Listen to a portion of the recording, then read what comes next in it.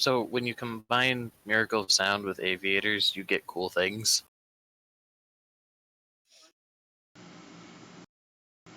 I remember when Aviators used to do pony music. Right?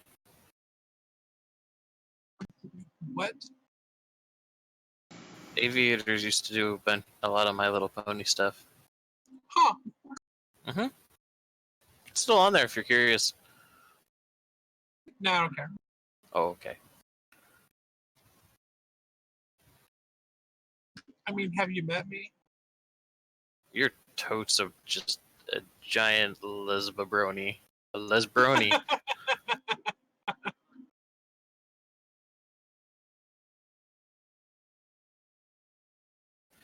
Anywho.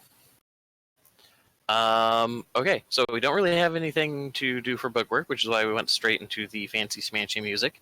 So, instead, what we're going to do is we're just going to go straight into where we left off. People did some digging around.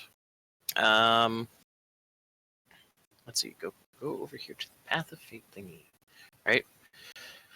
So, there was the list of to-do things that was set up, right?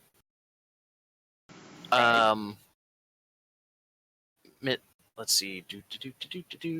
So the to-do list ended up being that there was missing persons posters that were going to be put up. Caitlin's going to do that. Asking around the dorm, see if anybody still, in any meaningful way had any information to help with trying to build a profile or whatever for Matilda. Caitlin and Yumiko were going to do that. Ben was going to go do some digging around the racing circuit, which that part has not yet been fully addressed. But that was going to happen after everybody moved the books to Ben's place. Natalie, let's see, Oh, but yes, then one of the other things was that Natalie was going to be doing a lot of reading for the books because, well, that's what she was going to do. So, what I wanted to get into was that, well, here, I'll just read it verbatim from Discord here. Brooke, 2 days after you got 2 days after you all got a heads up from Caitlin about the posters being up, security is asked to do a check on Caitlin Moore. She's been missing for 2 days of classes, not answered her phone to follow up. It's not unusual for students to drop out, but it would be prudent to have someone check in on her. So, Brooke went to Caitlin's place. Her roommate's like, yeah, I haven't seen her in 2 days either. She went to her classes. She had a track practice dealio. And after doing some digging there, she never showed up to track practice.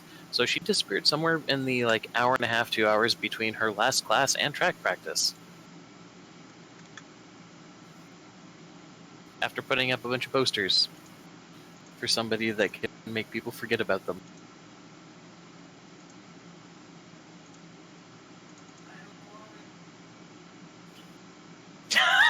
I don't know what that was in the background, but it was great. That's my roommate flipping out about mechanics.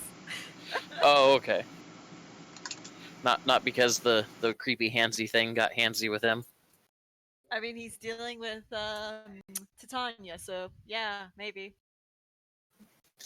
Anywho, so Josh has been cracking jokes about how apparently, session 3 and we already have our first fatality. Caitlin's dead. There's no redeeming her. Jokes. Keep in mind, jokes. Mm-hmm. Out of character jokes too. Let's see. As far as the rest of this, there was no session last week because there was this anniversary thing that was important.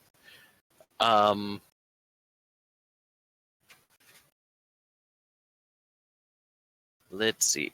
So yeah, pretty much we're gonna start this with Josh. We can probably just kind of summarize how the track thing went, or the racing circuit deal. That's fine by me. She was only ever kind of lightly into it, but no one has seen her for actually quite some time, so they just kind of assumed that she either got caught,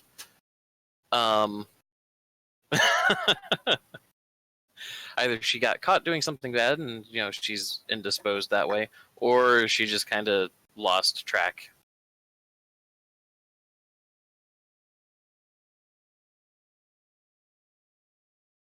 Or not lost track, lost interest, sorry. Well, it was worth looking.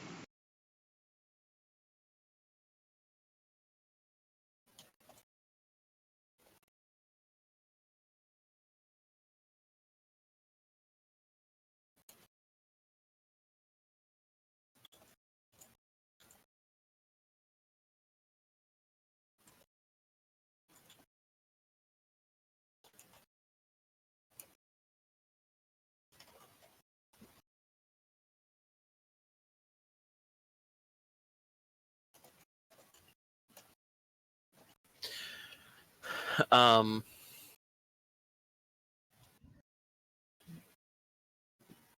excuse me.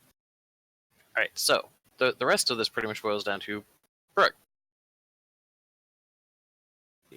The information that you have about trying to look for Caitlin.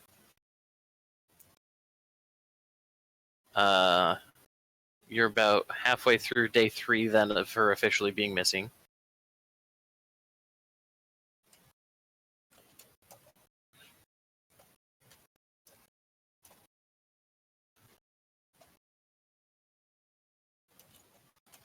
One sec.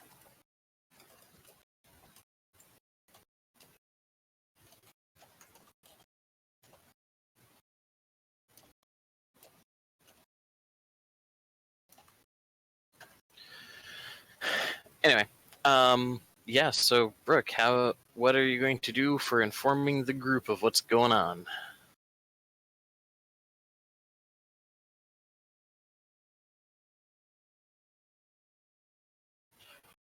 Emily. What, Howard? Tell your girlfriend to stop flirting for the moment. Anyway, so, what is Brooke going to do for trying to inform the rest of the group about what's going on with Caitlin?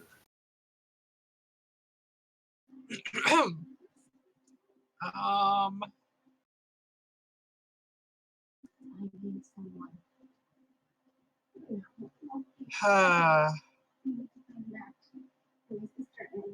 Because at this point, All right, this well, is I now guess- like this is like day 2.5 of her being missing. oh, okay. Well then, send out an email that says we need to meet up as soon as possible, like right now.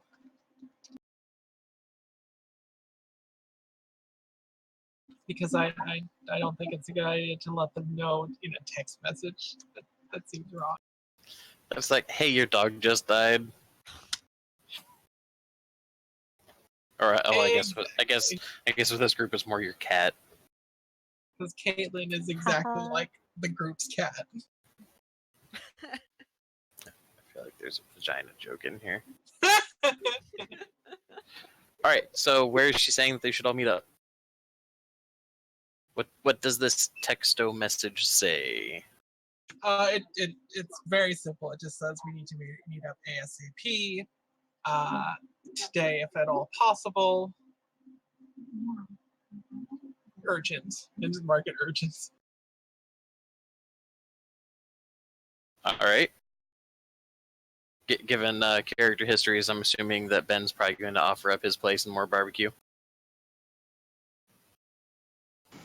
Ben comes back with the message, where?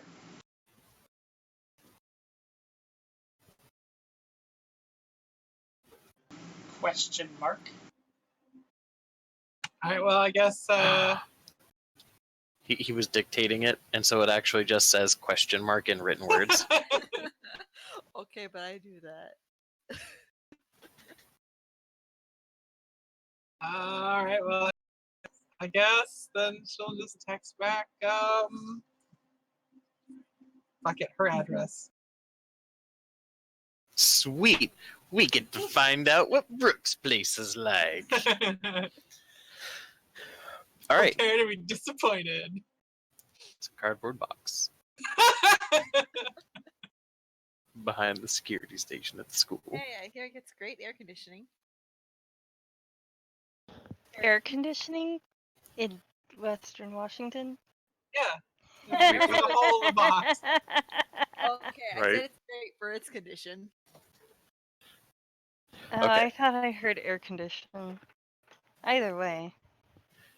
Anyway, so you guys end up meeting up at Burke's place with the provided address. So here, I'm going to mute for just a second. You guys, where are you coming from?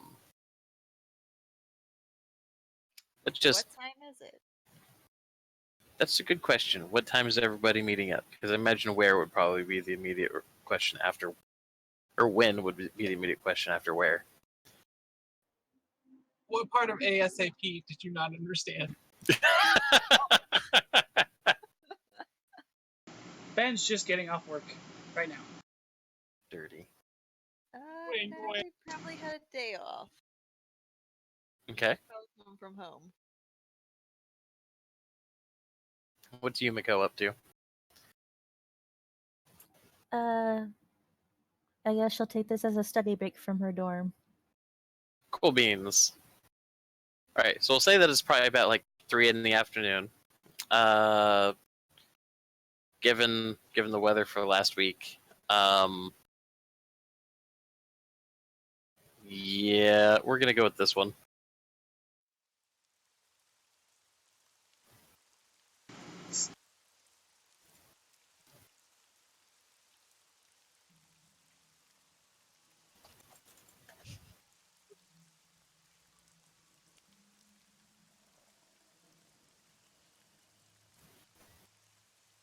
Oh wait, I found a better one. Here we go.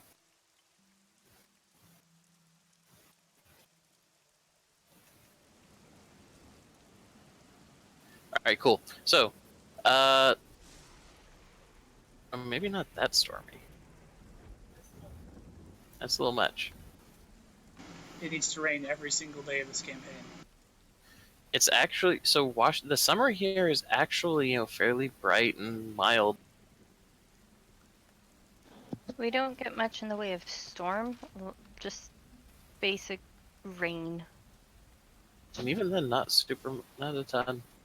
So yeah, we're just gonna leave this first one going.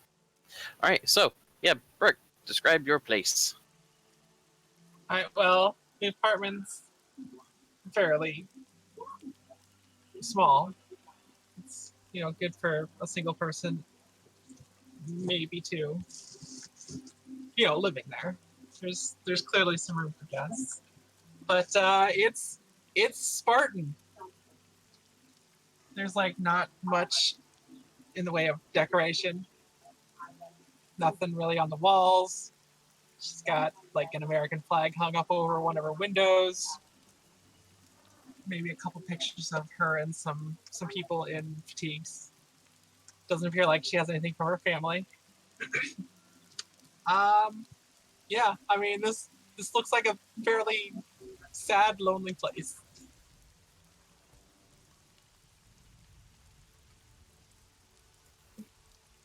All right, so let's go ahead and just assume that like everybody shows up relatively on time, or at the same time, I should say.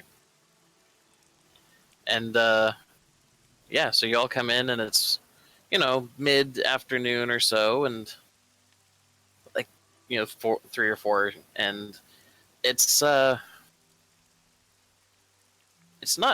dark out kind of stormy, but like it's just a very light gray clouds, like kind of a constant light drizzling outside as you all show up.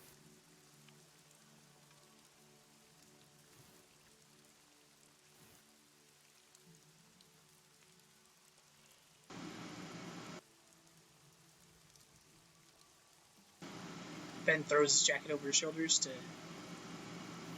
for reasons unknown, considering he's in his work clothing. I guess just to keep the drizzle off the grease.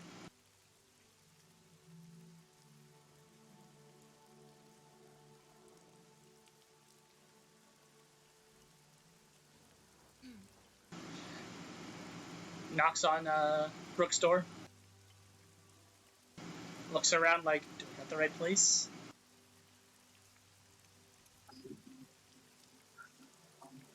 Alright, well, you get let in fairly promptly.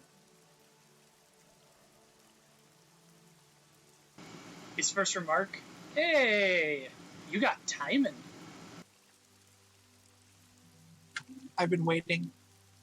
I just got off work. Gotcha. You're the first one here.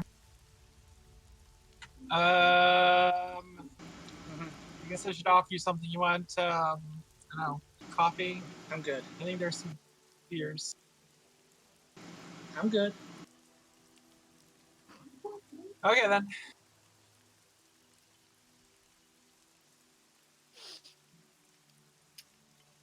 I feel like Natalie would probably be the next to arrive.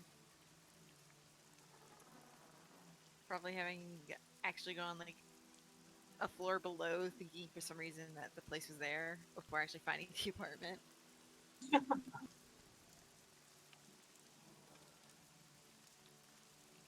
Once again, answered properly. Sorry, my apartments have the first floor labeled first, so I wasn't sure if you felt the same of them or what. It's fine. Come on in. Do you want me to get you something? Coffee, No, beer? good. I don't normally do this. Too early to be drinking. Shh. Right. Yeah. Ben chimes in from where he's kind of just sitting. Well, it is 5 o'clock. I'd make a song reference, but it is actually 5 o'clock. That's. I feel like it wouldn't be right to be drinking right now.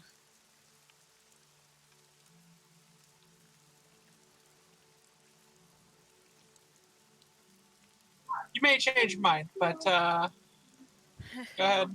Come in, sit down. She kind of like just like completely sit on the couch. So, where? Okay, we're here. Where's Yumiko?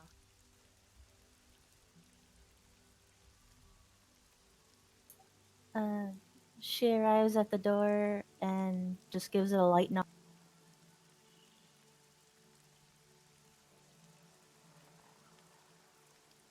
I make her wait. No, I'm just kidding. She gets the same. Promptly opening the door. Just come in. You know, Get in here and something, start drinking. coffee. Anything else? Beers. Water. I'm good. Water will do. Alright, so go ahead and sit down. Okay, she takes a seat to the nearest chair.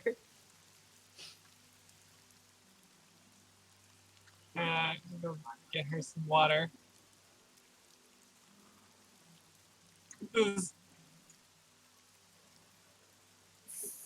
Alright, so she goes to get her some water, and this whole thing has probably just been as awkward and stilted as it probably sounds already on my end. Yep. Awkward and stilted is a good word. Ben's like, what the hell? Why would we all get called here?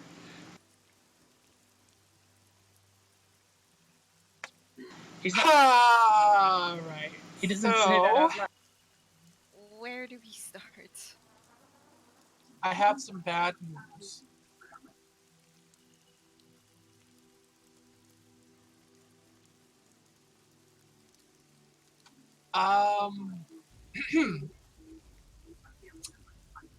Caitlin's missing.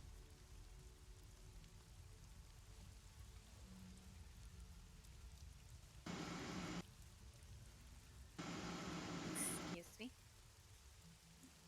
Caitlin's missing.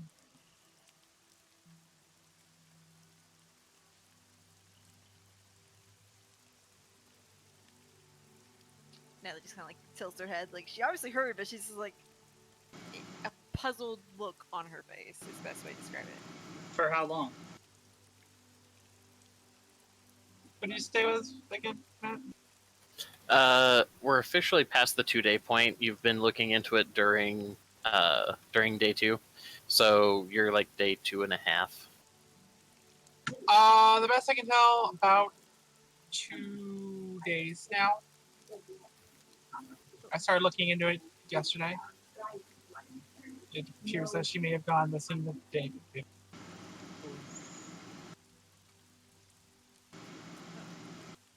Really? Where was she last seen? Did I find that out? At one of her last classes. That between her last class of the day and before her track practice that night. So it would have been 2 days after she got the posters up. Okay. So, yeah, just like in class. Whatever. No, that.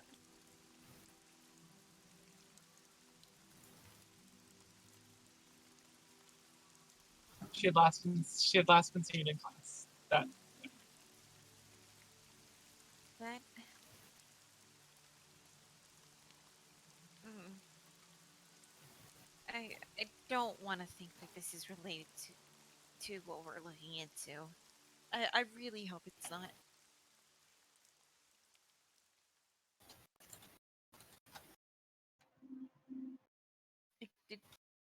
Did she have a roommate? Did maybe they say like she was going out to visit family?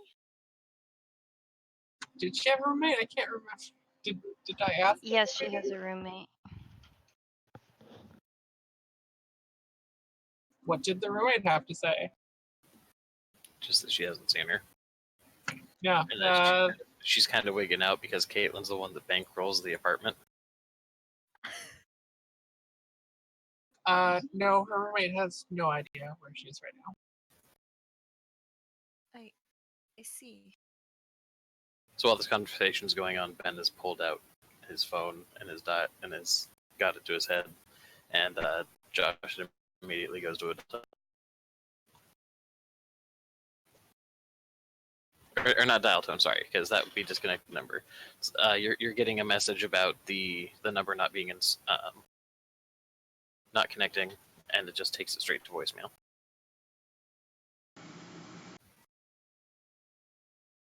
Like if the phone was off or dead or something. So it's the line, the number is still valid. It's just not connecting.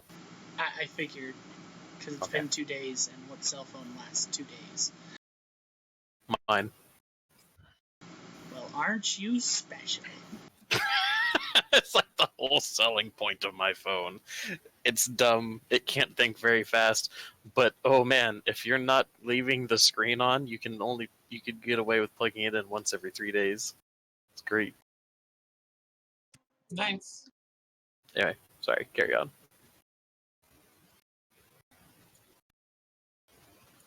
Great. Well, she's not picking up on her phone. Probably dead. Or out of service. we're talking about the phone here, right? Yes, we're talking about the phone. Deep breaths, Natalie. Okay, but think about the context. We don't know what happened to her. It was a day between her and Matilda. Well, not her, but you know what I mean. Well, I mean, if it's any comfort to you, it does seem that Matilda's not, in fact, dead, so there is that.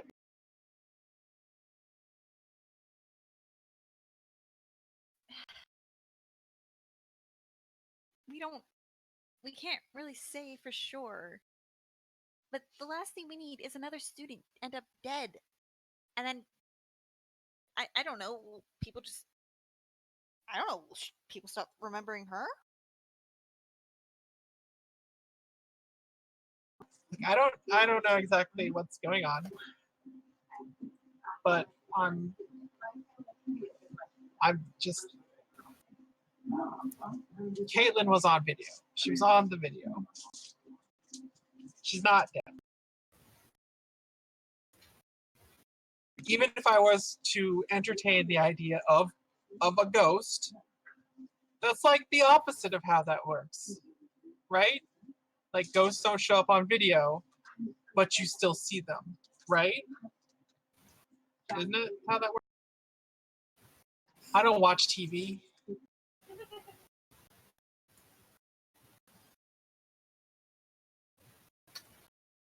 I mean, I don't fully understand that. I don't know. Probably know half those shows are fake, so Only half of them.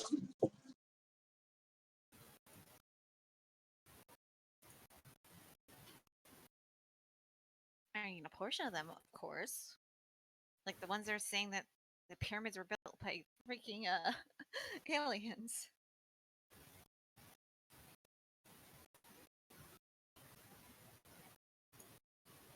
But that's not the point. Not the point.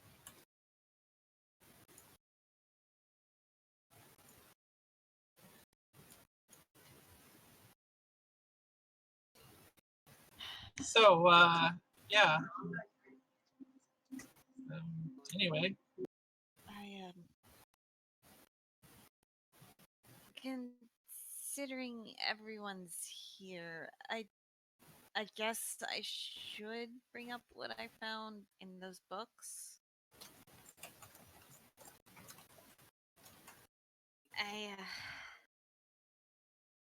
Matilda was definitely on something. Well, onto something.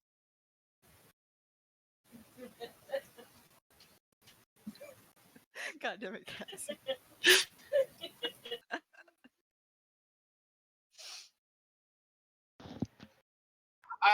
I guess you know probably related in some way, so might as well. Those books were pretty, they were as the title said, but she was writing stuff in the margins, something about how. Let me give back a moment. Remember it. Spiritualism and psychology are all based on our mind being these. One moment. Something about it being like a closed thing, but what happened if it were to open? And here's the weird part. Just kind of like claps her hands together, kind of like an awkward shifting of them. There was stuffs about a ritual. And not in the most of religious ways. So, like, what? Like,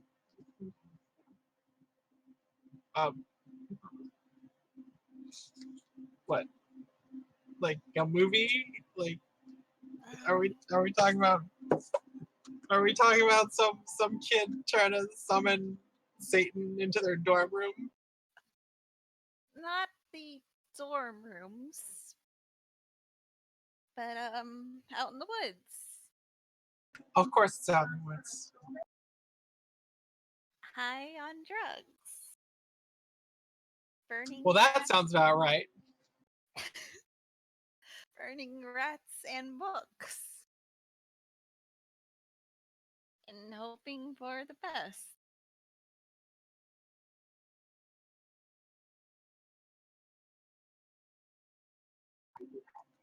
At this point, Natalie's just kind of like looking at her feet like, it sounds stupider as I say it. I want to know what Yumiko and Ben's response is to this, because Brooke seems to be just kind of rolling with like, yeah, that sounds about freaking right. It's like on drugs. It's like, yep.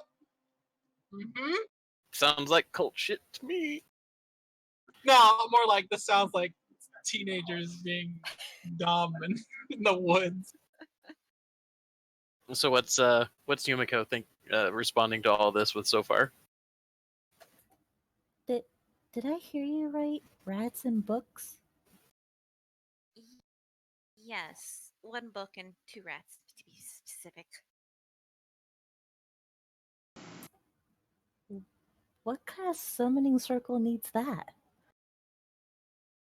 To say it is a summoning circle, I don't really know. Am I the only sane person here?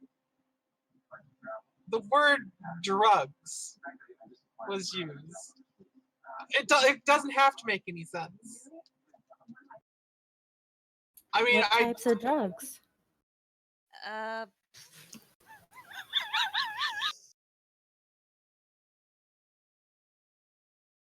Actually, I gotta read through this. It's been a bit. I don't know if there's any names. They better be really good drugs if they can turn an anthropology student into a Satanist.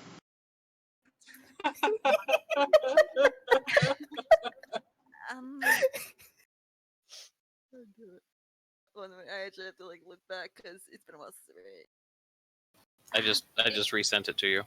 Oh shit. It suggested both. This is where Brooke's gonna throw a fit. Even more illegally, illegal drugs and some that you can get over the counter. Sounds about right. Yeah. So since I'm assuming that you're reading the notes verbatim, so Mika, I'm gonna save you having to even bother rolling this. And just as an out of character thing, the ritual involves intentionally triggering an out of body experience. The suggested mixture of easily obtained illegal drugs with some over the counter ones is available. If Mika's character looks at it, she'd be able to support that. It would indeed send you on a trip with enough downers in it to keep the panic down.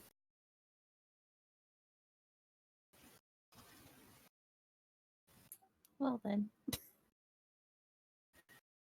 The ritual involves using the drugs while burning an offering of 2 dead rats and a text at the base of an oak tree away from city streets, and genuinely believing that these are being offered in exchange for knowledge.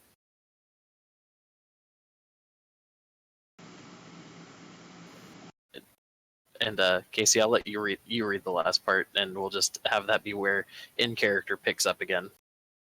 The notes had also made a comment about this is all done to find the hidden vault of truths lost to bargains long ago.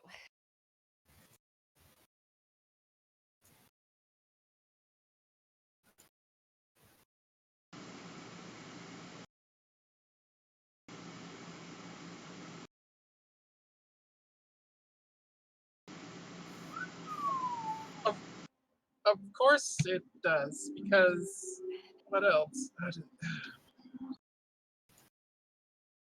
I'm not sure how this is relevant, though if she got involved with a bunch of other weirdos as well, maybe that's why she's hiding. But, I mean, come on, this is completely ridiculous. This is drugged up nonsense. Sounds like cult shit. Yes, it does. And then my earlier thought about what if she got mixed in with the wrong group, this kind of, I don't know, and goes hand in hand, at least to a degree. Well, Now we're making some sense. what? Cults don't run around alone. I will also mention that as far as anything that you guys do remember about Matilda, she definitely did not come off as the kind of person that was going through recreational drug use.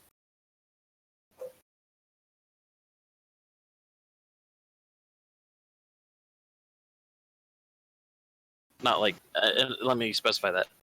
She did not come off as the person either through personality or through behavior where if this is a thing that she did do, she was obviously not doing this all the time. This was part of like the research of whatever it is that she was supposedly doing. But she did organize a gigantic book exchange. Oh, those might be related. Shut up, Matt. I was saying that in character. Oh, okay. The fact that that happened and her disappearance, though, I don't know if they would be linked. Well, it's a lead on Caitlin, at least. If if certain people don't want Matilda being found out, cults, again, you need more than one person to have a cult. Was there anything written about where she did this sort of stuff in the woods?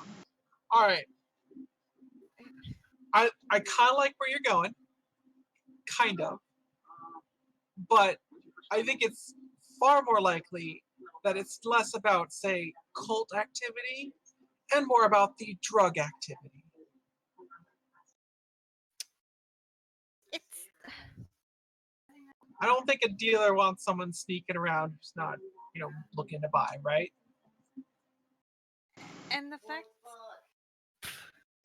One way or another, if you got, whether it's about the drug use, because let's face it, if you're running some form of like weirdo forest blood sacrifice cult, he heavily uses drugs and doesn't want to be known anymore.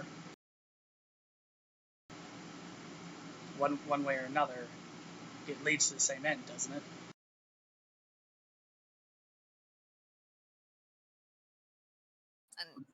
I suppose, but I'm pretty sure that like your cult angle is just going to be turning out to be a bunch of kids whacked out of their minds on drugs. God damn it, I hope so.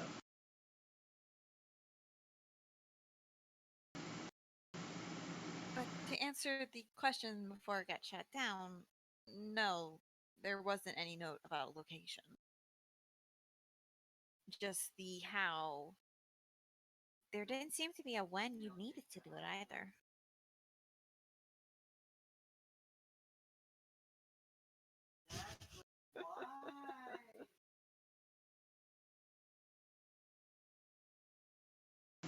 Out of character, that man is truly suffering. Something he has read has wiggled right down into his brain and has made it go. Yeah. Anyway. Kind of like the Hulk's massive dong. It's in my brain now.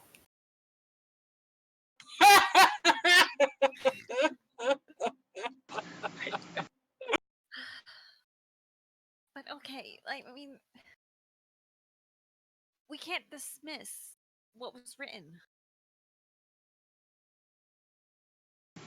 We can't, no. Like, And for all we know, it linked to the fact that no one remembers her. It just, that doesn't add up.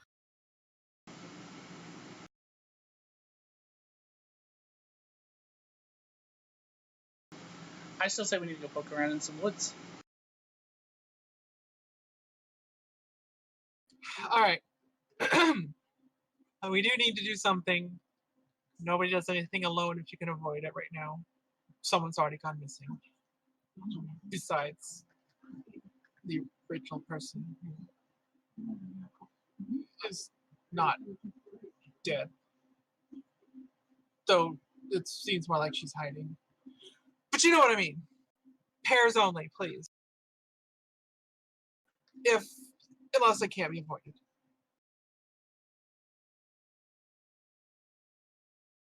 I mean, is it bad through reading all this?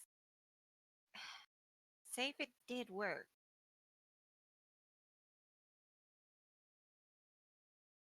Would it be worth the risk? I suppose if we're going to go into speculative fiction, that depends on what genre of story this is.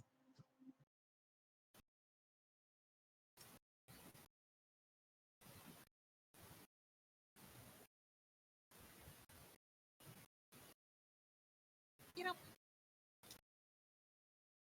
you're perfectly right. But I'm thinking about this on the 50% chance it did work. 50%?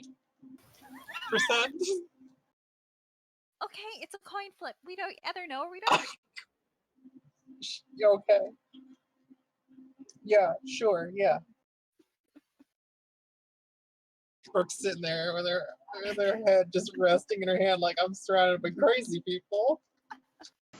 I don't know. Ben's not exactly going straight to like magic powers and stuff. He's just like, no, I can see a cult existing on this goddamn school.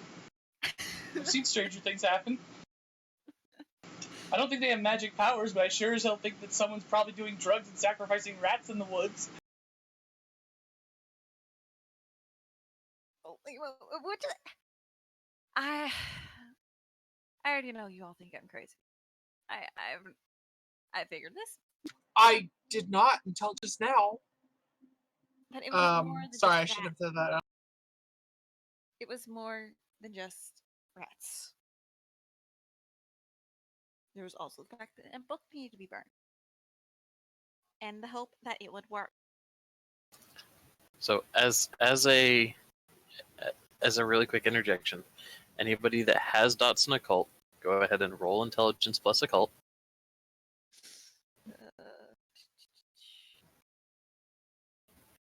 Brooke has nothing in occult, so Nope. you know.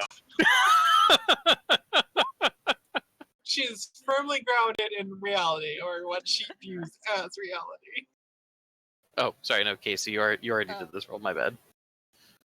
So I need a Yumiko and I need a Ben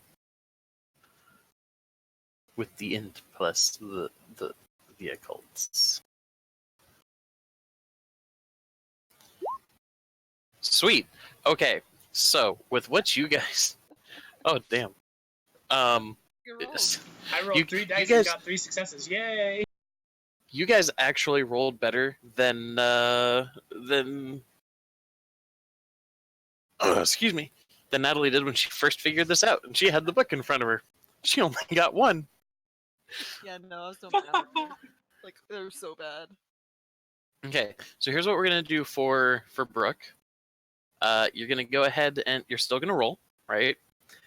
Int plus occult, and you're gonna throw the first roll because it should automatically take into the minus for being unskilled. Oh, which means this should be a chance die. Here, go ahead and roll it. We'll see what it does.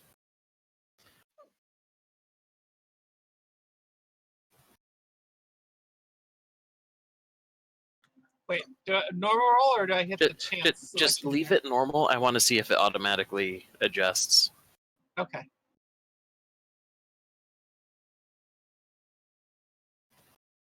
Why didn't that work?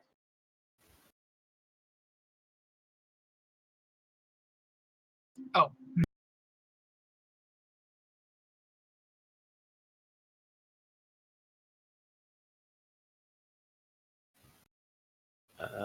Yep, it rolled it as a chance die. Excellent. Now we know for the future.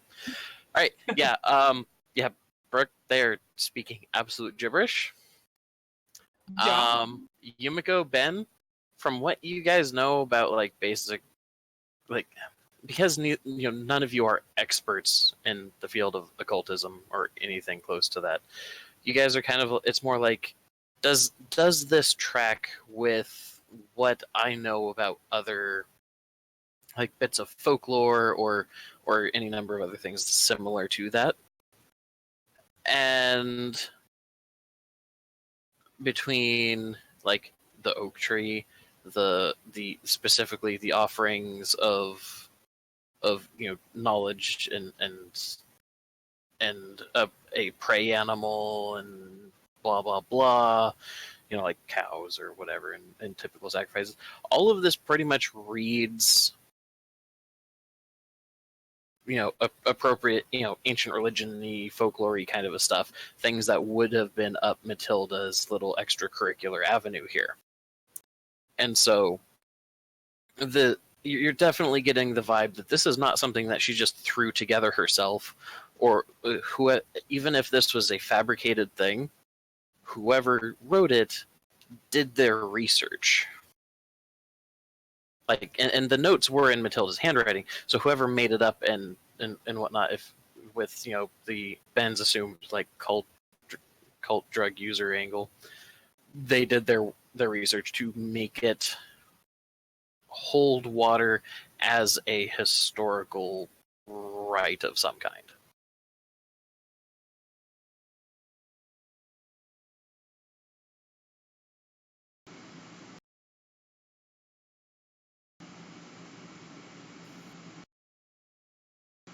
So,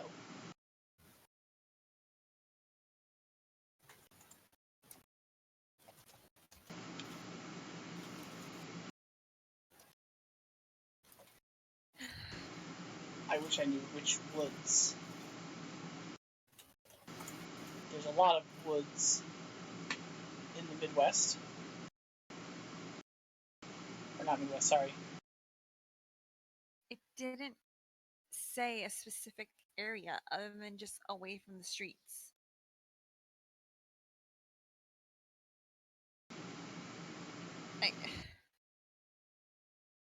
That still narrows it down.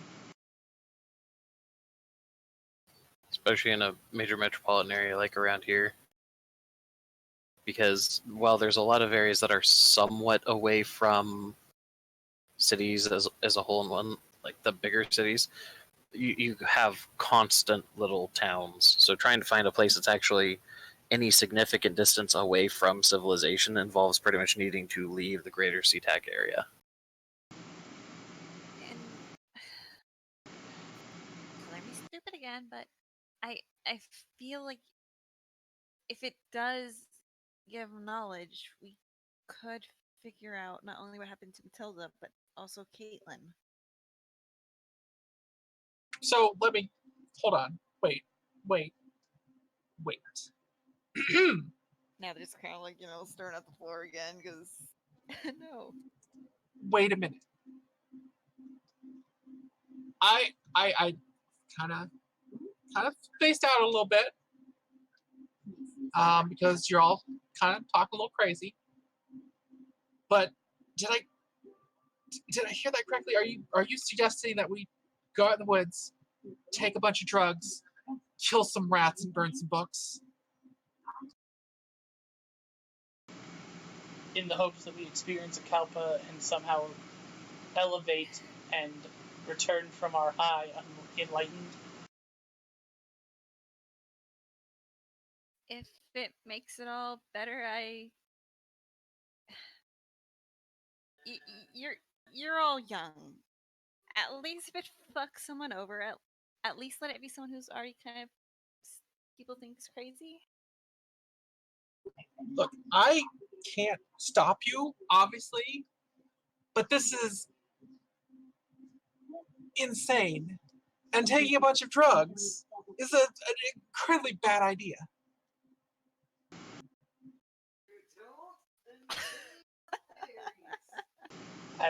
I have to think, yeah, that's like I was on board with a bunch of stupid kids attempting to find enlightenment through rat sacrifice and book burning while getting incredibly high. That's reasonable. But actually thinking that you would somehow reach enlightenment through it? I mean, someone here has done the research. This is not And just out of the and butt. Matilda had made notes that it worked for her. Well, yeah, anyone who does enough MJ and maybe snorts a line of coke might come down thinking that they've experienced a compression of time-space. That doesn't mean they actually Thank you! did. And someone who doesn't seem to have done this stuff before? Ben, you knew Matilda. Not this part of Matilda. You knew that she wasn't the sort to just do drugs regularly. Well, that is true. But she did do them. Of course she had some crazy trip and thought something happened. She clearly believed this stuff. That's why she had all those books and all those notes. And maybe it's real.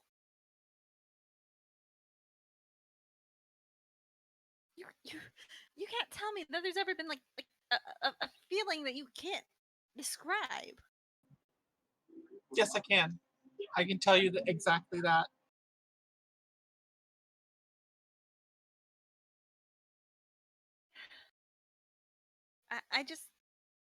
I feel like we could get somewhere.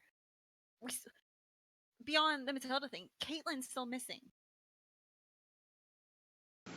That's true, and that's why I want to go look in the woods and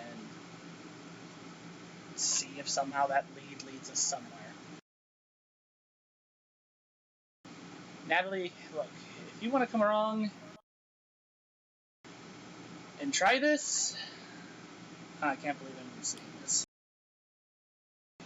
I'll look out for you and make sure you don't get eaten by a bear while you're experiencing your kalpa, or whatever it is this stuff does to you.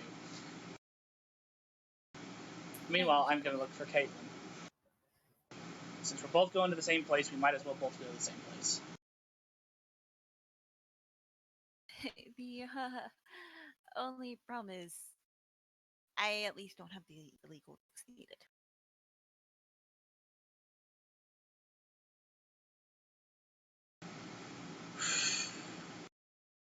That's the bit of trouble we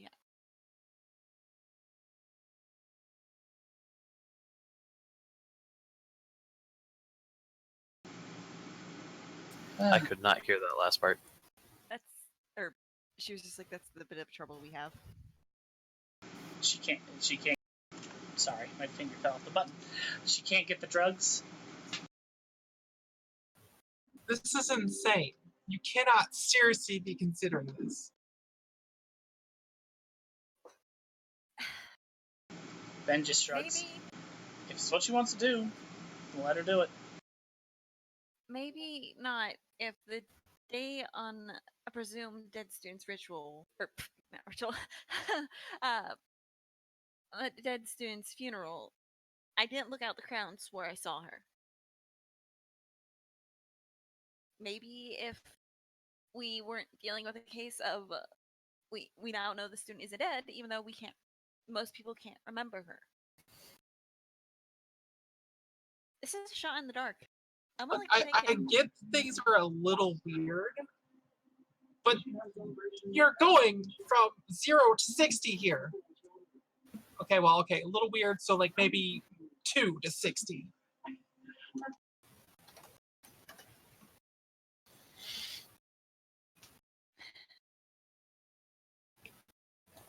I don't like anything that you find neat.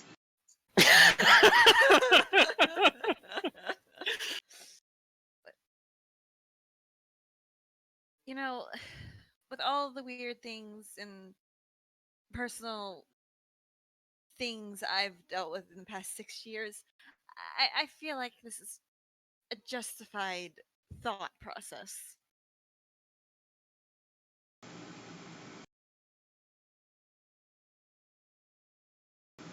Yumiko, what do you think? Does it work? Well, we now have 2 dead rats, a burnt book, and me high off my ass. But if it does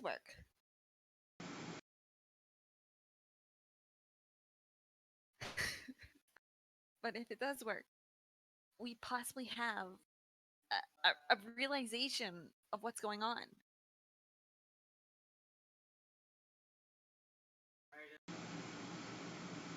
Yumiko, what? You've been awfully quiet. I just like listening to you guys banter.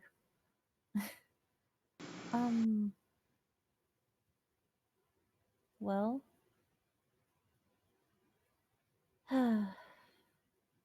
If she's gonna be taking drugs into the woods, it'd be better to make sure someone goes and keeps an eye on her. So I'll go too. Okay. Listen, Natalie. Seriously. This is not a good idea. To be fair, no one said it was a good idea.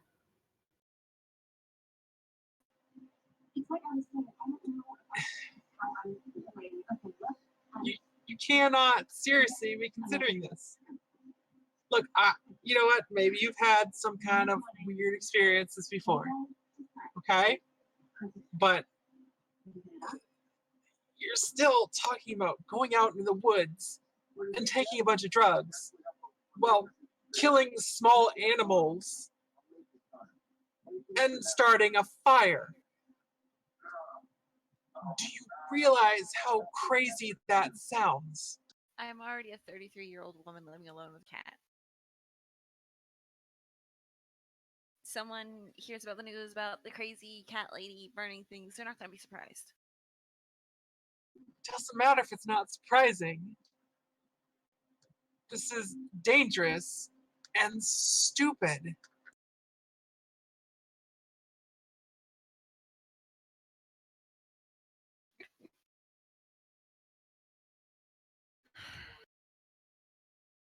It is stupid. And that's why I suggested that I go through it. As I said, you're all young still. And before you make a comment about me not being much older, you shut up.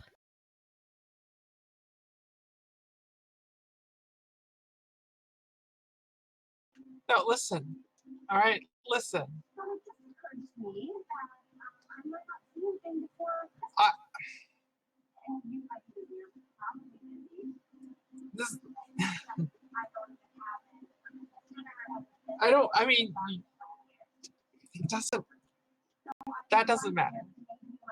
You know, okay, you're the crazy cat lady. Whatever. But you're still talking about doing something completely insane, and you know, for what? Because a teenager believed they could summon,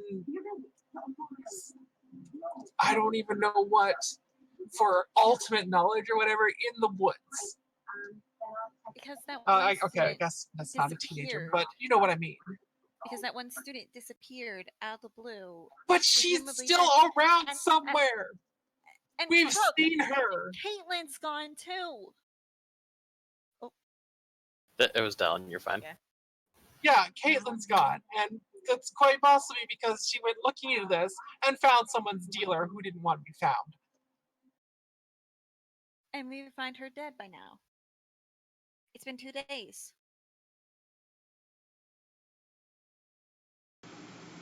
Ben looks really guilty when you say that. She could be, and that would be extremely unfortunate. But that's not a reason for you to throw your life away too. Yumiko,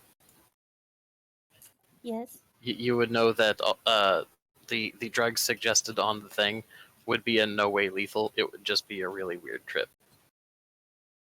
At least in that regard. Okay. You do know those drugs aren't lethal. I will tell you that. I mean, she could turn out to be allergic to any one of them. She could trip and fall into the fire while she's seeing ghosts and goblins and whatever. I know you said you guys are going to be there, but you know, what if that's not enough? Or what if a bear does come along and kill all three of you?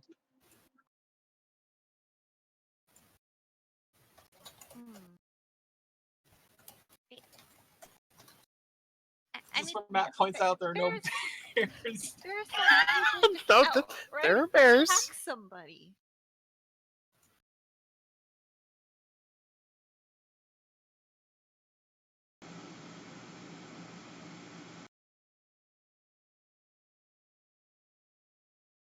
Either way, we need to find Caitlin. And I know there are going to be two people, you know, two other people there. But a bear could kill all three of you. It could happen. Especially since one of you is going to be basically incapacitated. If I'm so worried, I don't want... This is insane. I am trying to talk you out of this because it's insane. If you're so worried, why don't you come along, keep an eye on all three of us then? Because not only is this insane and I should not be letting you do this, but by going along, I mean, this is insane. Do you understand that? This is insane.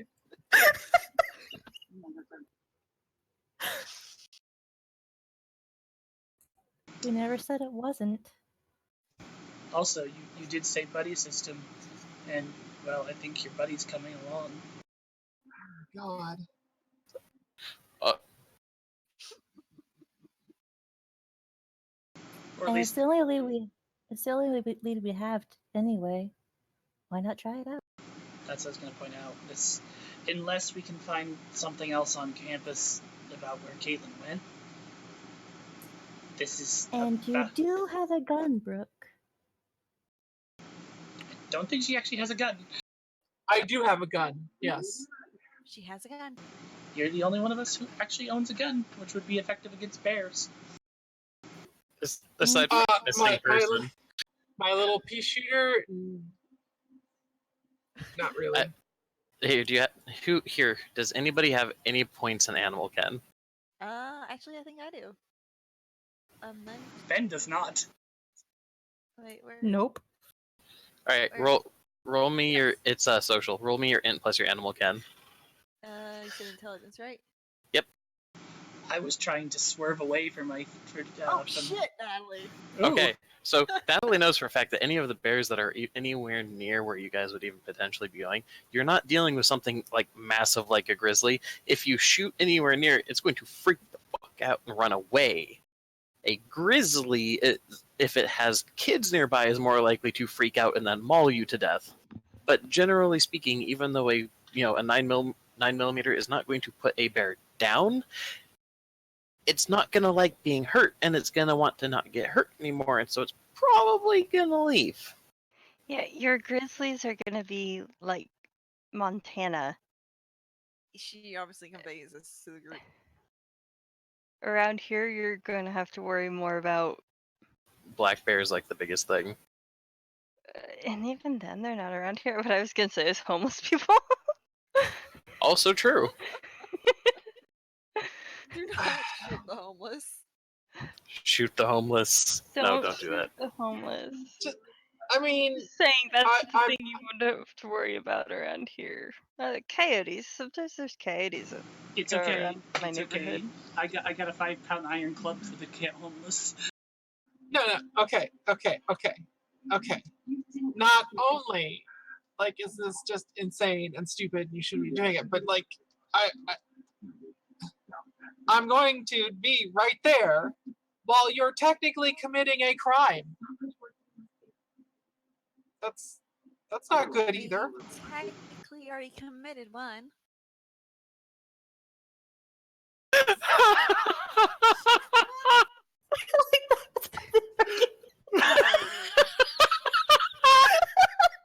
Well, we already did one. We may as well just be gay and do all the crimes.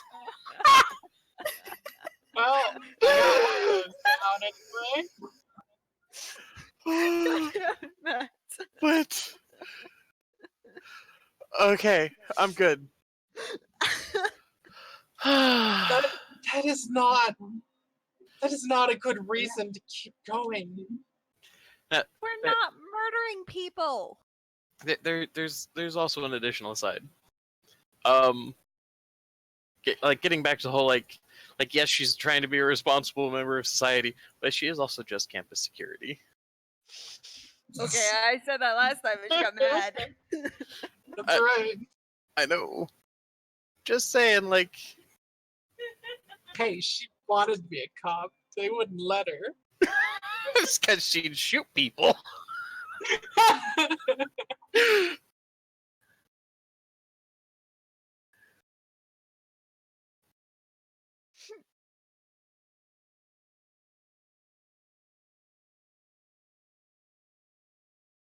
Anyway, so now that we've had that moment, so because I don't want to beat the dead horse, so pretty much I'll put it this way. Casey, how likely is Brooke, along any of this line of reasoning, to change Nat's mind? Very unlikely. At this point, she feels like this is like their only actual like possibility of understanding anything. Okay, so how about this? What we'll do is we'll pretty much continue that this. We'll say that this continued for about another half an hour, right? And we'll pick up at the end there. So I guess what it's really going to boil down to is Emily, is she just going to cave and be like, fine, I will I will go and keep an eye on all of you people because you're a bunch of freaking psychopaths, but you're the only people I have to help me. Oh, geez, I don't know.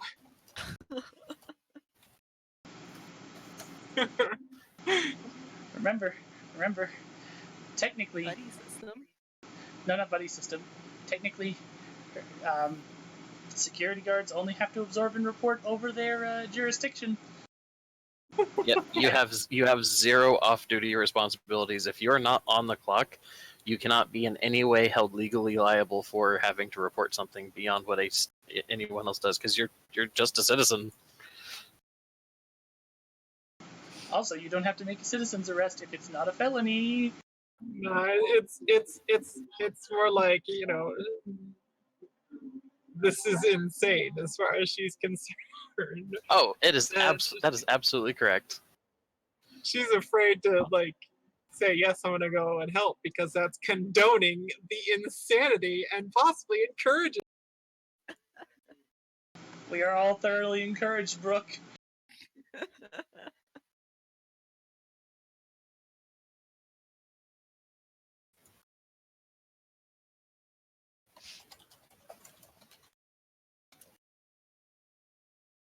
You, all of you,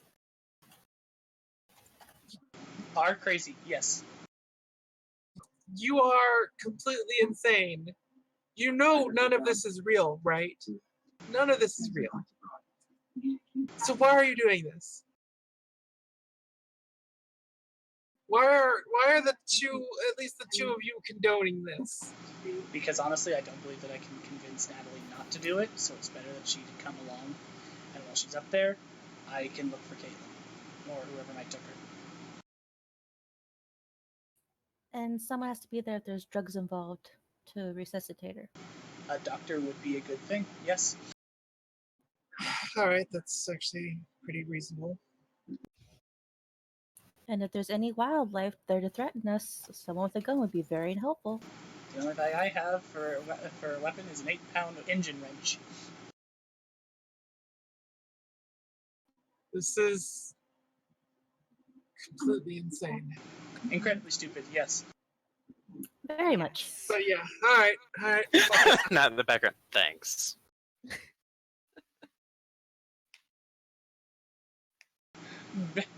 Ben turns around with a little duck face. Love you, Natalie. Just remember, I have a very strong feeling that this will work. Just, I have a very strong feeling that something's gonna go horribly wrong because you're on drugs. I have a very strong feeling you're both right. Now let's go. Or else I'm going out there alone and violating the buddy system because I'm a rebel. And you're a what? I'm sorry? A rebel. Oh. Like, your microphone cut out at the worst possible time. I'm sorry, yeah. Like, it could have been anything that began with an R and a vowel at that point.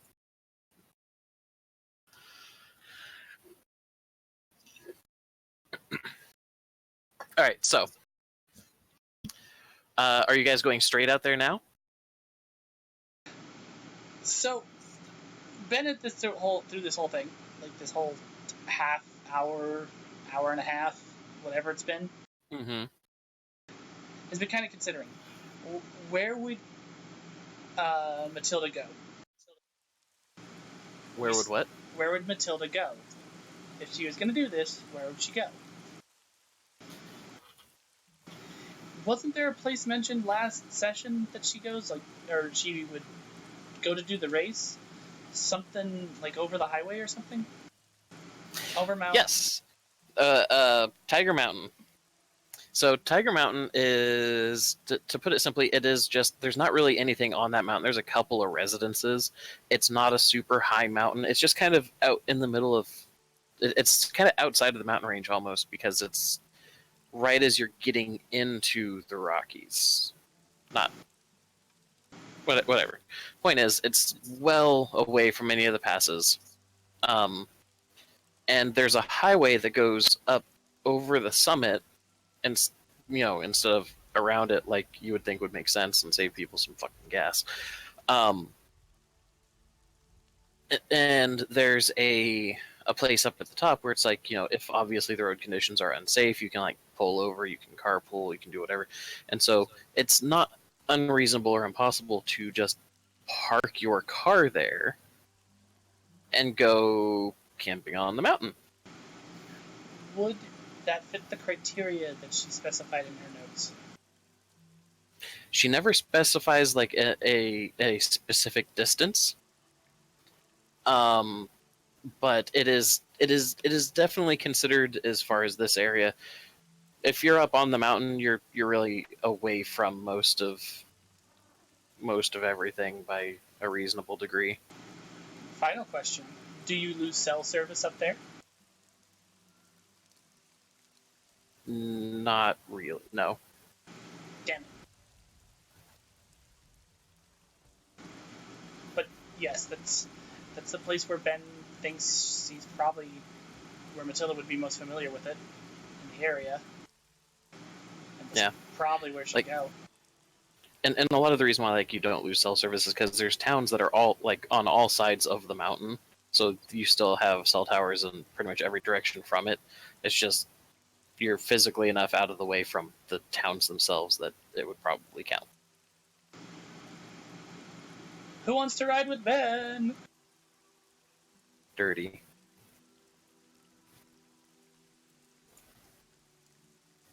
Well, at least one of you is going to have to, because I don't think Natalie wants to be riding with Brooke.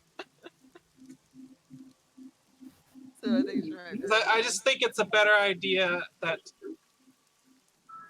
we're not leaving Brooke's car out there when this event inevitably fails and we go home.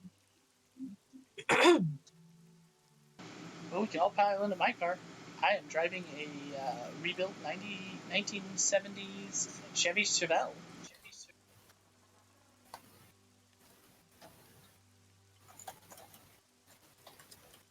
Matt goes to Google. I'd rather go ahead and take my bike. If someone wants to hop on the back, that's fine.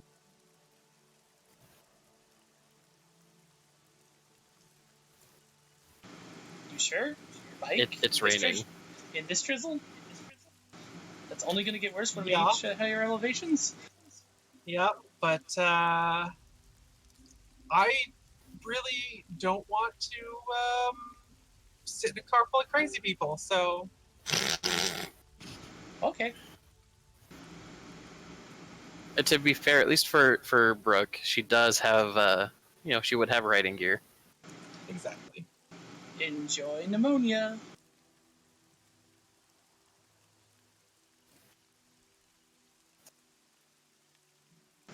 Look, I've been in...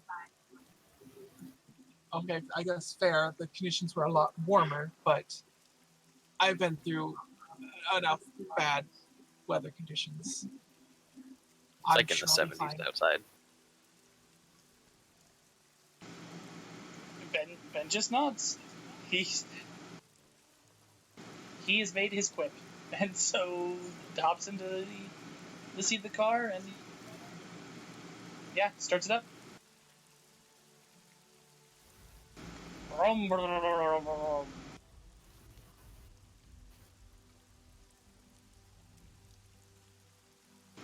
I probably shouldn't do sound effects for World of Darkness. Either of you ladies want to hop on the back? I suppose it is raining, so maybe that's not a good idea. Yeah, we kind of just gestured Ben. I'll right with him.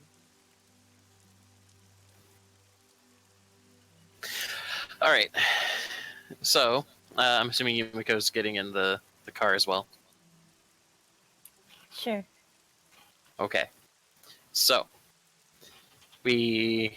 everybody loads up.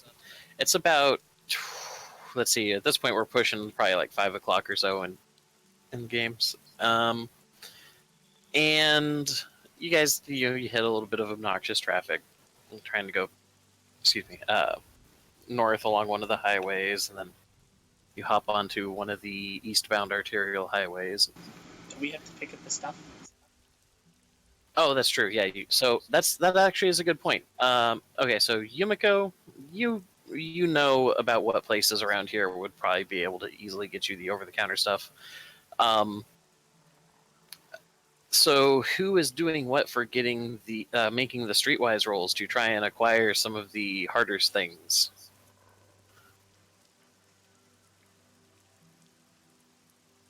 Well, Ben has one in Streetwise and contacts that he could probably work. Wasn't your contacts the? Or sorry, allies. Oh yeah, because Party Crowd got it. Not yeah. Can I score some L for some pre-gaming? I mean, Brooke also has Streetwise, but she's not helping with this. Right. All right. So Josh, go ahead and add your allies dots as a bonus to the roll. You're looking for presence plus streetwise plus your allies.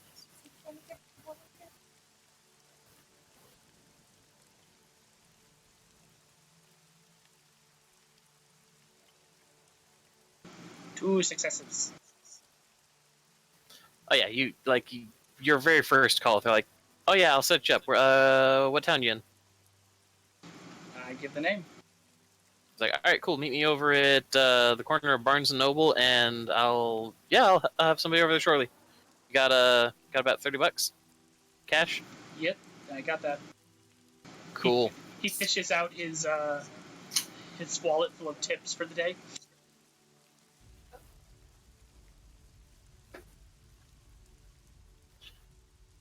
All right. Yeah. Well. Yeah, they'll meet you over there shortly. Wait, when did you start doing these? You always kept yourself fairly clean. It's a special occasion. Normally I wouldn't touch stuff.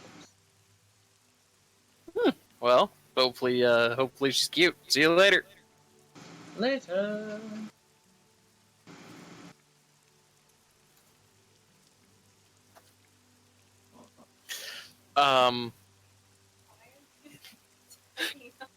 He actually turns to Brooke and he goes, "You know, I'm a little ashamed of myself.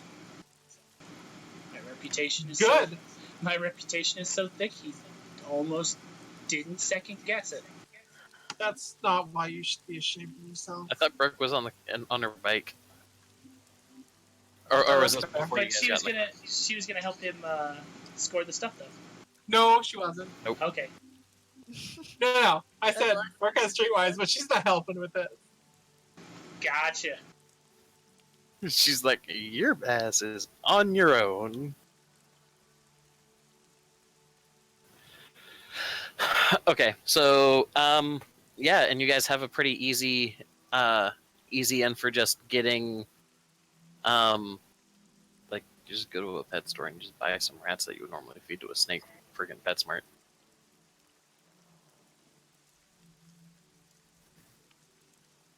True enough. And so yeah, then you guys get heading up the mountain, and oh no. Okay, so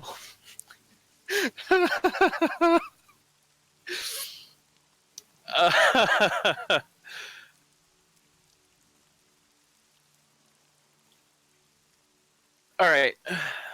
So all right, you guys get up the mountain.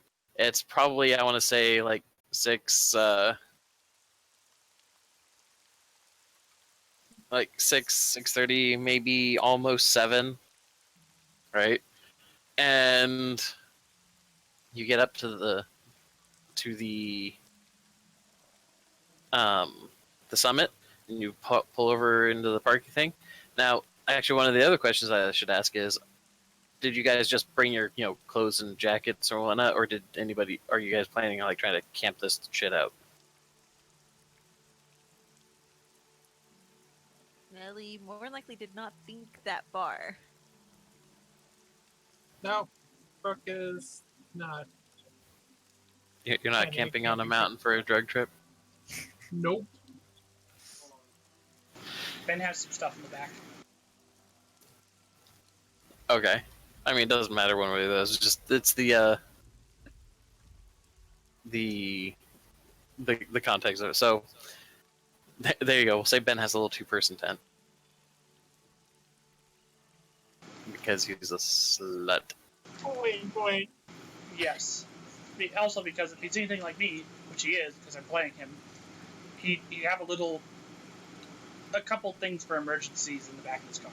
You know, there's some pup tent, some blankets in a sleeping bag, You know, reasonable things. an MRE or two, just in case you break down on the side of the road and you're going to be overnight. Okay, cool beans. GIF is appropriate. All right, so yeah, you guys get out there and you end up finding an oak tree. I just like to think as well, just be like, Rookie's sitting there like if she sees that he was his preparedness, she's sitting like, I respect this so much, but I hate it that I do.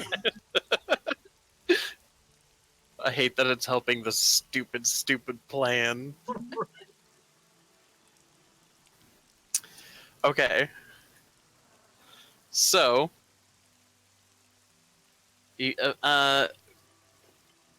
up to you guys. You can either make a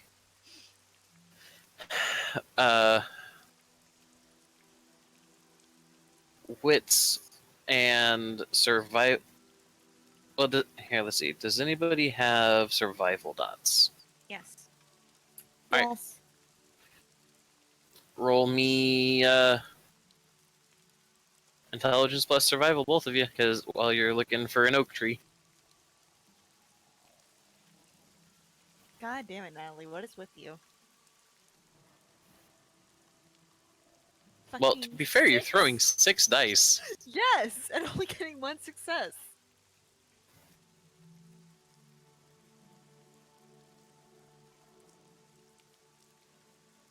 Well, you know what? At least there was a success between the two of you. Okay, so you end up finding this oak tree. You get the little boxes that the rats are in, and you put them down in front of it. And Are you sure I can't convince you to not do this? I know we're here, but it's not too late to stop. Natalie's. She doesn't make eye contact with Brooke, but she's like, kind of like mulling over her head in her own head about this.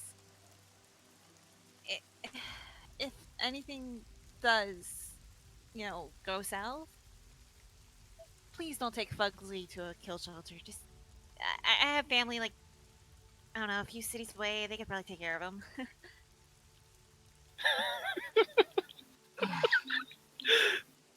Nothing is going to go wrong, Natalie. We're all here. Yeah, make sure your cat's fine. You'll be fine.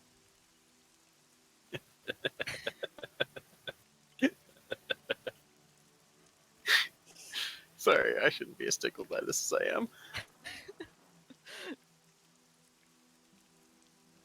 Okay, so you first of all, can you guys still hear me? Yes. Yes. Okay, cool beans. So the thing did call for you specifically have to burn 2 dead rats in the offering.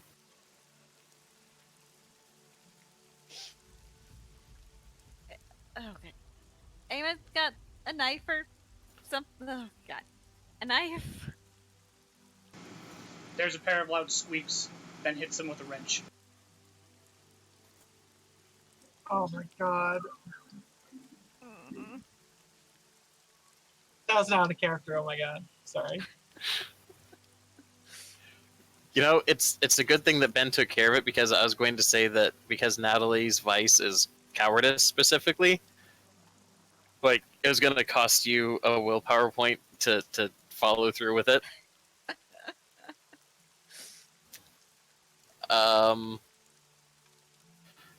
So here, Josh, while I continue to narrate through how the rest of this goes, do me a super duper favor. Go open up the World of Darkness book and make sure that you don't need to make a degeneracy roll for that one. Because that's actually the one thing that I just realized is an oversight. Am I a filthy degenerate? I was trying to go with my Yes. virtue and make sure that no one had to deal with the blood on their hands. I get that. Let's see. You're at human morality 7, right? That is one thing I really, really like.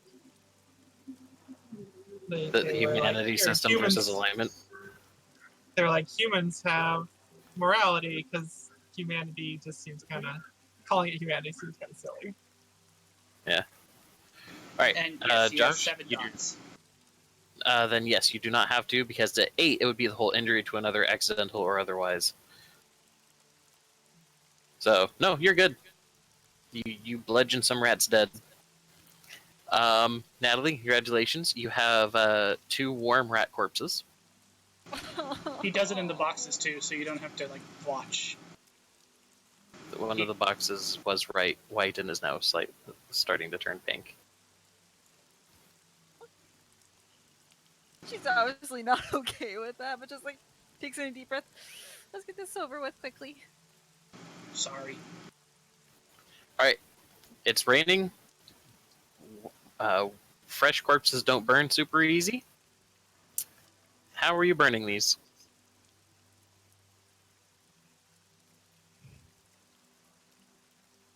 I should sit here and think about this one.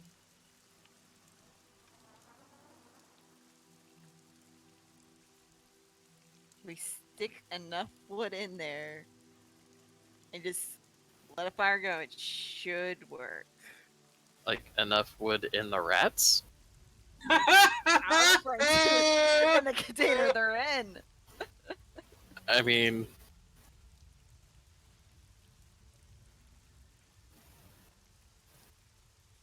this reminds me of a really, really bad image that I was sent that will not be posted up on stream. So, bye. Oh my god. Why?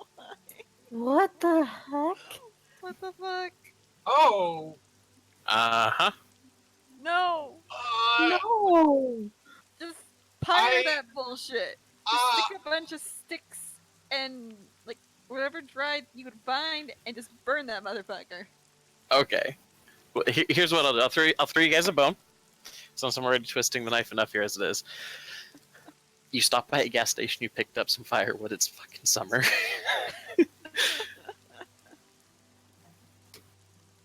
Yeah, some firewood and some lighter fluid, and off you go. So you put the book into the pile, and Natalie, as you're the one doing this, because that was like one of the things that you kind of picked up was important here. So you're the one doing all of it. You get the wood piled up. You put the wood around the rats and under them and whatnot. So it's, whatever. You put the book on top of the boxes and you get it all lighter fluided up and you light them and you're kind of just sitting there in front of it.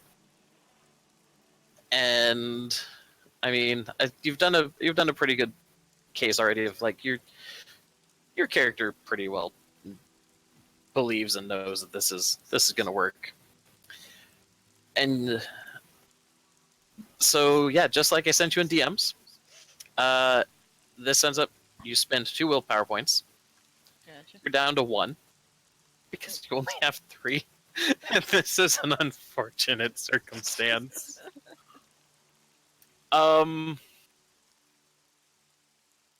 as far as the rest of you just kind of hanging out in the rain, you don't like really nothing's going on here.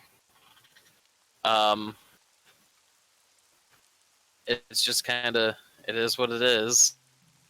The rain's going, and like some squirrels or whatever nearby seem to be taking offense because the people are out here and they're making the burny, smelly baddies. Ben does what he said he was going to do and investigates around. Signs of other people, signs of Caitlin, of Matilda. Right.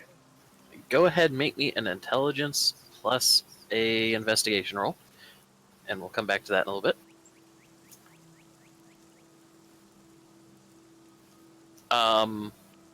Natalie, being the only person here who actually seems to believe that this is actually going to work, You start feeling like a little bit sleepy. Like this is taking a while to burn. So it's still wet corpses. It's raining, which doesn't help. This is kind of a slow process. And you're, despite being anxious and whatnot, you start kind of dozing off, which I imagine probably everybody gets a little bored after a while. And about the time that the flame is starting to die down a bit, like it's definitely made its way through the boxes. It's definitely making its way through the rats, and it smells so bad.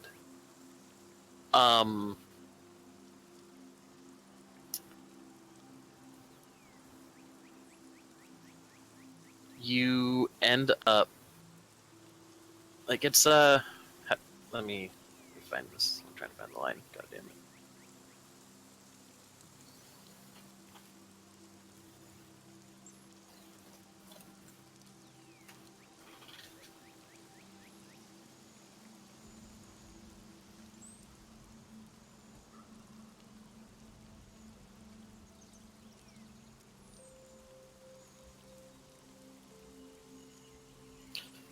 Sorry. I should have found this earlier, but I was being a turd.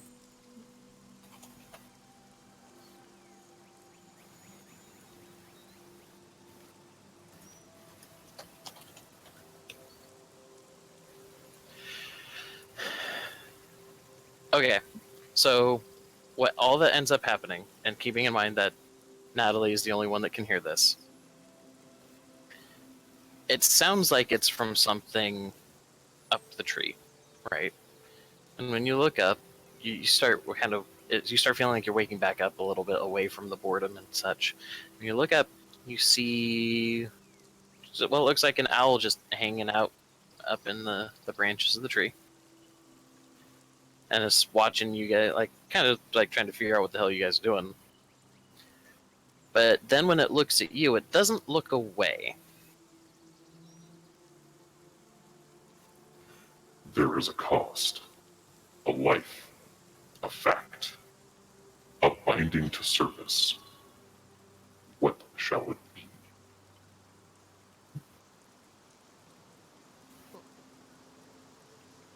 What? It just stares at you.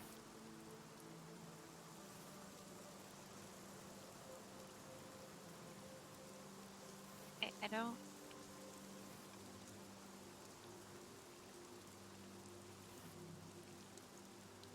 Just staring back at the owl, not really sure what to expect of this. None of the rest of you hear anything. She's still just kind of staring at the fire, kind of spaced out.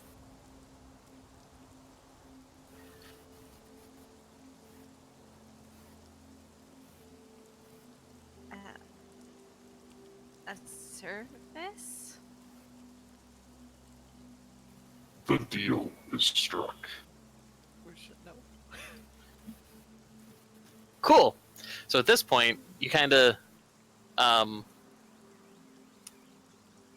whichever drugs that you had taken, these are fairly mild. Like, it probably doesn't really hit you much harder at all than like really strong antihistamines do, right? Mm-hmm. Let me make sure I'm.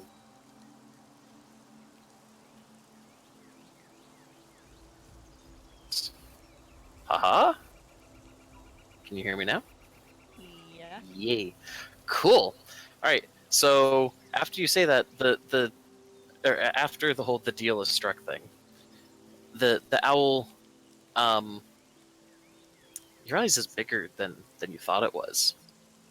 It never actually changed. It never even moved position. It seems a lot bigger. A lot bigger. Like the tree's still the same size. It's not seeming to displace the tree. It's just weird. These are good drugs. You're thinking, until you realize that it doesn't quite look like just an owl either. It looks like, at first it looks like an owl.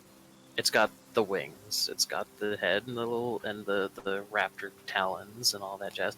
And you realize that where there should be a tail, it's That's where the big comes from, because it shifts in from feathers to fur, and it extends further back, and there's a second set of legs of ursine nature, and it just seems to be chilling on a landing, like a plateau of the oak tree that's too obviously big enough to accommodate this thing, but not the oak tree shouldn't have a space that sized on top of it.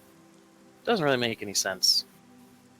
But it's a lot easier for you to reconcile this given that you are tripping the hell out. And this thing is, excuse me, it just kind of seems to, it's almost like it just kind of leans back into the place that it had been, and as like the shade of the branches kind of conceal it, you can tell that it just kind of slowly fades back into being gone. And that's the point where so it was Brooke and Yumiko that were still there because Ben was walking around for a while trying to figure out what was in the area. Natalie just kind of slowly leans over to the left and falls over on her side with a snoring sound. Like she snorts as if she'd fallen asleep and wakes up with a start. And you now realize you're a lot more sober than you believed you were a moment ago.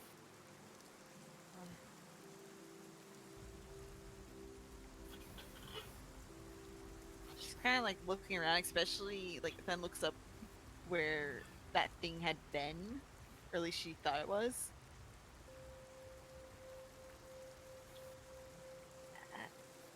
That that was something.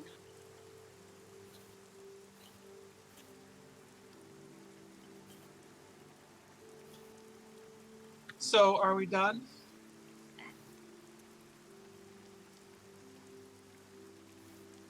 I don't. I. You Yeah. had your little trip. How are you feeling? Weirdly coherent. You don't feel any strange side effects from the usual? No. That's a good sign. But isn't that weird? I mean, this is weird even for me. A bit, yeah.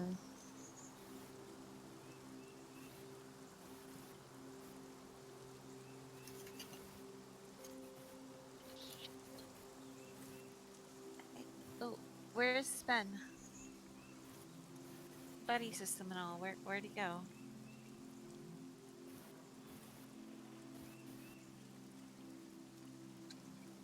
Ben is having a look around, apparently. Right. He wanted to check if Caitlin was around.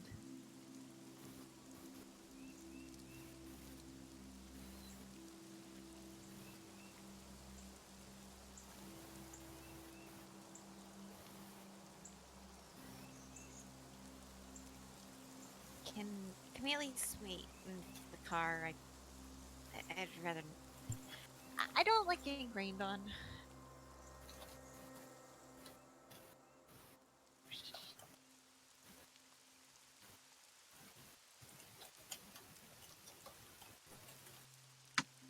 Um, sure. Why don't you, the two of you, head back down to the car, and I'll look for.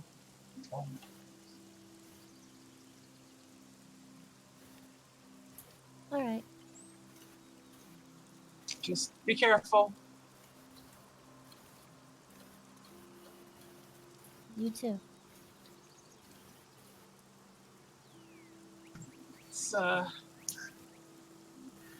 I'm sure the woods are not going to be incredibly dangerous, but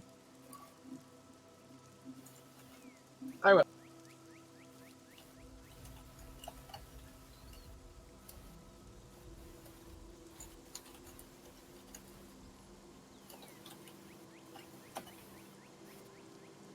Unless you feel you need an escort, I can always come back and look for Ben.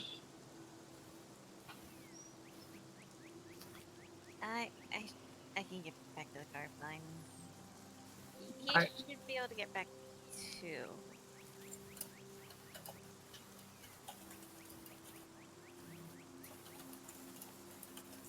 All right, I'm gonna go have a look around for him and tell him you're done with your little trip and right.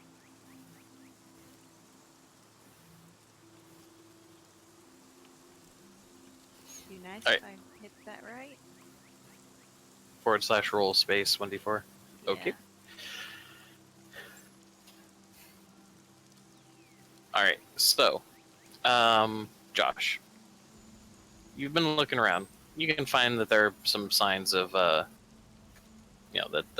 camping has happened fairly often, kind of all over the summit of this mountain. It's not exactly difficult to find, but as far as specifically trying to look for trees like the one that, the girls had said that were needed, you start looking around those specifically, you actually don't find much of anything for a good long while. But eventually, you do end up finding that there was something that looked actually fairly similar. You do find charred bones of what you recognize to be, kind of like a rat skull. The rest of the skeleton as well. It's obvious that something has displaced them since then. It almost looks like like if it wasn't for the charring, it looks like they could have been just eaten where they were at, right? Right. But with the fact that the bones themselves are charred, for a fact that they were actually burnt up. If there had been a book there, it's paper. It's paper and thin plastic. There's really not going to be any additional sign left, especially after this amount of time. But yeah, you're pretty certain you found another spot where somebody else did something similar to this. Definitely not fresh, but it is there. Is there any sign of Matilda or Caitlin? Like clothing, cell phone? No, it looks like it must have been about as controlled as you guys had it. Because it doesn't really look like there was anything left behind other than the remains. Son of a bitch.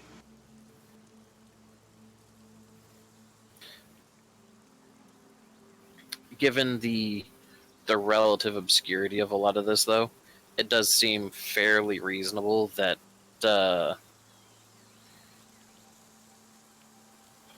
because you would, at least, even if you hadn't been helping with a bunch of the research for it, finding the things that led to this was not necessarily easy per se.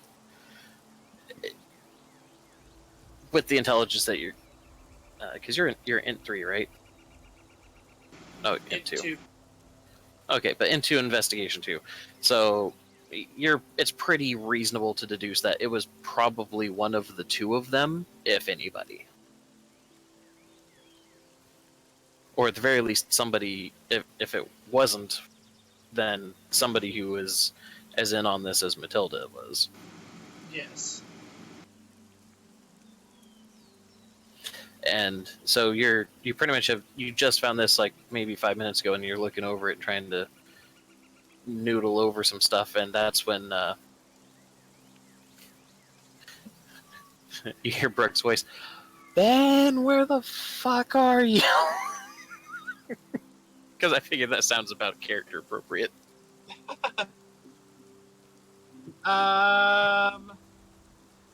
No. She's gonna look quietly. There might be bears out here. Or coyotes or something. I don't fucking know.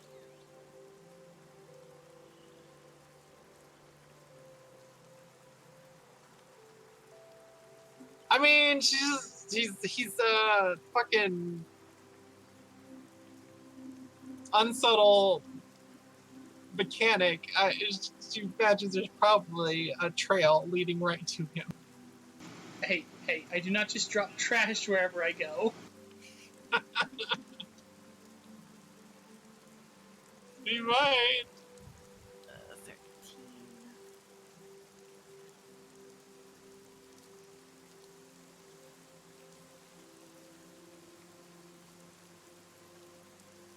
But I'm sure eventually she'd find him. He's not. So long as she looks for oak trees, she'd find him eventually. Stooped in the dirt, looking at a pair of rat skeletons, casting eyes about the clearing for any sign of anyone, any evidence that could lead them to another clue. Natalie's done with her little drug trip. Is she okay? She seems to be. Good. I can't say that I found much here. I mean, and he kind of points down and pokes at the pair of rat skeletons. Yeah. No sign of Caitlin, though. Or anyone who knows she is. There's absolutely no evidence that she had anything to do with this. This is Matilda's nonsense. Yeah, but I'd hope she'd been taken by someone. It's still entirely possible, but realistically, it's more likely to be someone involved with the illegal drugs that had to be procured than a bunch of cultist college students. Like, anyone else out here with Matilda was probably just fucking around and taking drugs. Yeah. If there was anyone else out here. I don't know for sure. I guess it was pretty stupid. I don't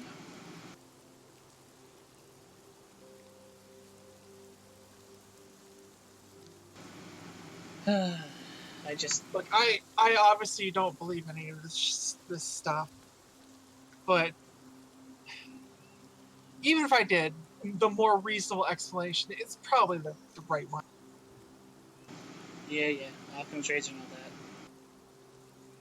So he gets up, and they start heading back to the car. I feel like I'm responsible, though.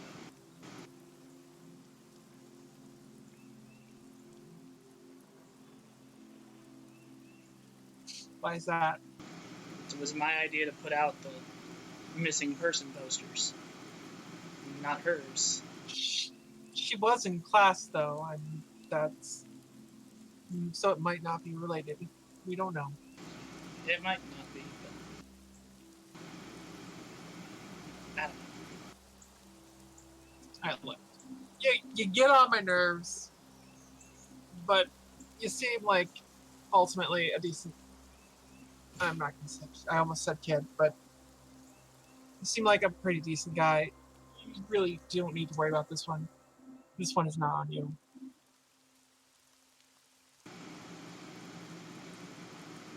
Yeah.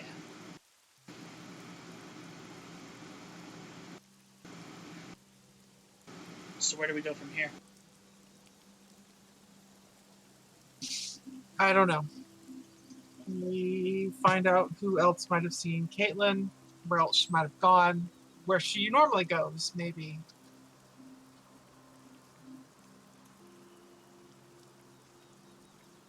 Which means we should probably get off this map. Yeah. Alright.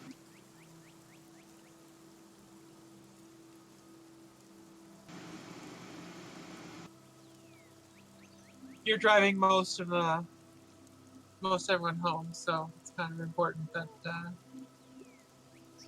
You make your way down there.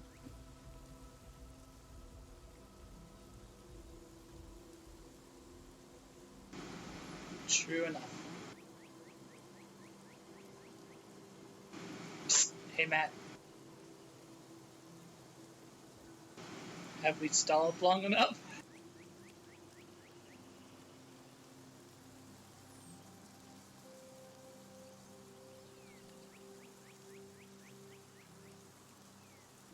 Still doing the ticky typing.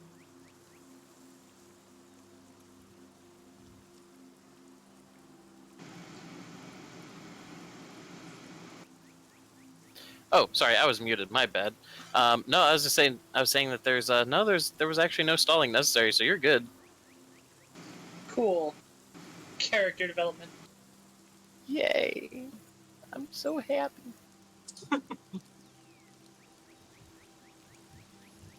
Who would have known Ben actually has a heart? And it's his own too. He didn't borrow it from somebody else.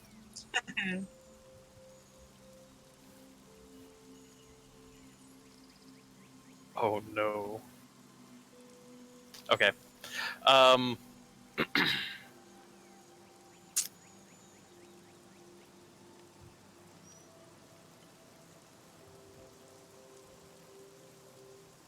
Presence 3. Okay. Um.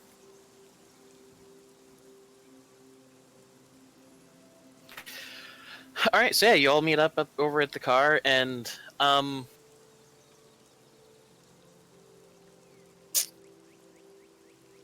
yeah. That's.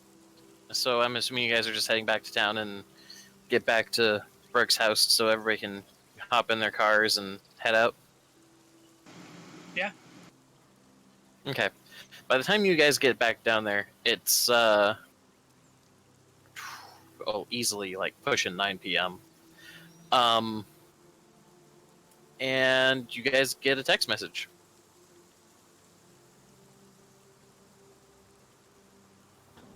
Is it Caitlin? Yeah.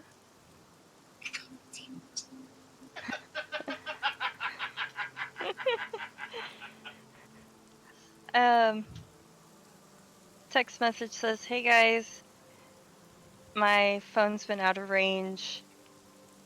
Didn't mean to just disappear. Went on a family trip."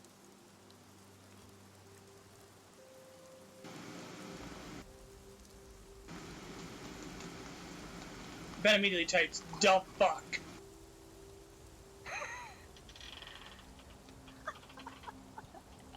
Hey, I didn't know I would be out of cell range.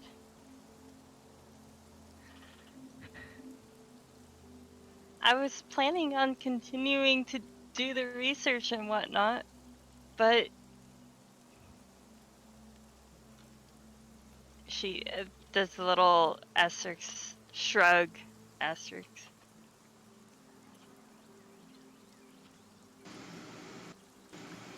We thought you had been nabbed by frickin' cultists or drug dealers. No. And then a short, like a minute later or so, "Holy cow, you guys blew up my phone." Just now getting all of the texts.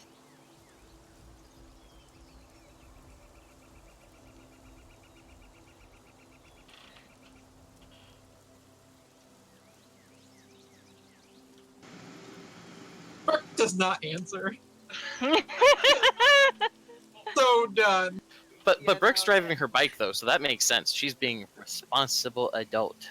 That's fair. Natalie's reading the message, but she's not responding. And Yumiko? Yumiko's just like, I'm gonna give her an earful at school.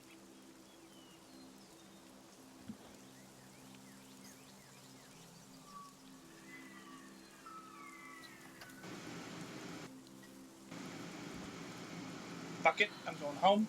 I'm draining the whole bottle of port, and I am passing the fuck out.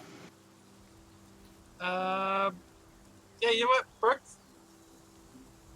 gonna just like she gets home, checks her phone, and just immediately drives off. Oh, I forgot that. Yeah, you're.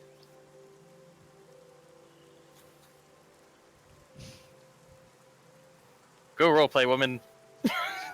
I'm typing. Natalie would not answer the texts. She would read them, but just like sit there, not really sure she was to say much right now.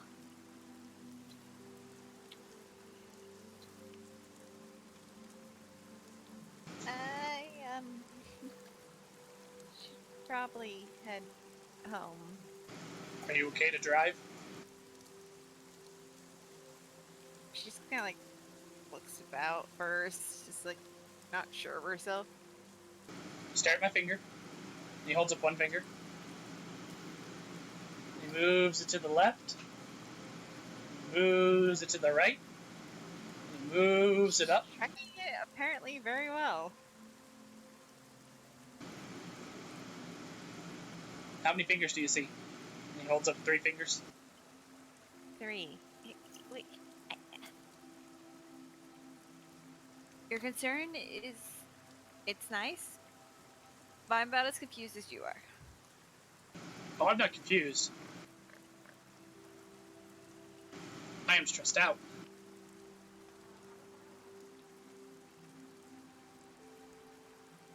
I just like the visual. Everyone gets to Brooke's place. Brooke stops her bike, takes off her helmet, looks at her phone, stares at it for a minute, puts her helmet back on, and just drives away. Ben is right with her in that mood. I can take the bus home. No, I'll drive you. I've caused enough trouble at this point. I will drive you. It's fine.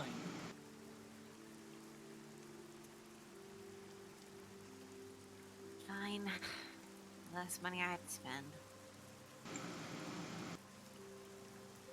He cracks a like... I don't know how to describe this smile. Tense, I guess would be the one. Okay, what were you trying to describe? Sorry. He kind of cracks a grin. It's very tense grin. Like... It's obvious that kind of the events of the night and worrying have stressed him out. The tired parent grin. Mm-hmm. And... yeah.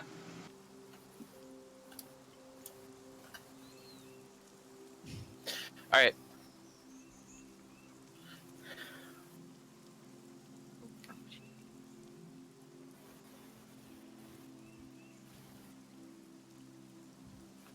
So okay, so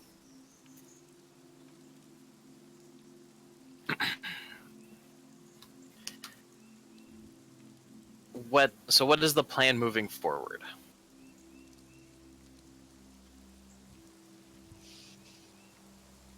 The plan right now is Brooke's going to a bar.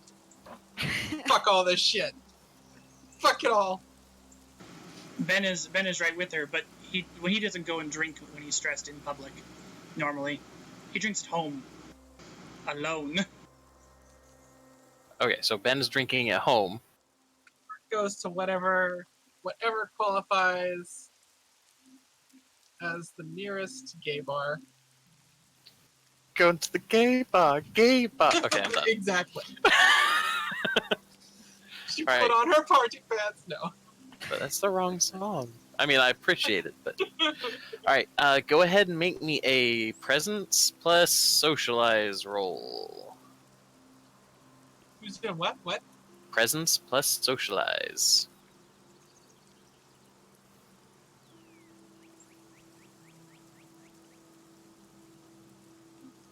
I don't got socialized. Then just go ahead and click it and roll, and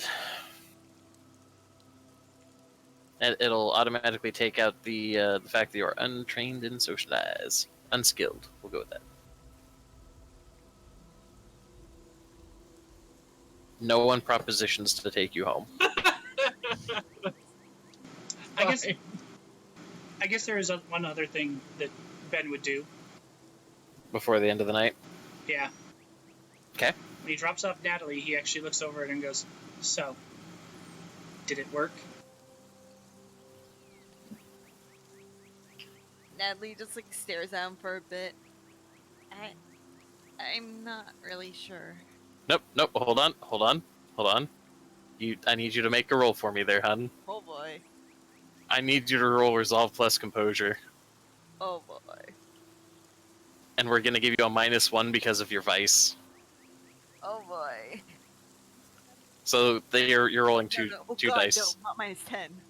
No, -10 would be bad. Okay.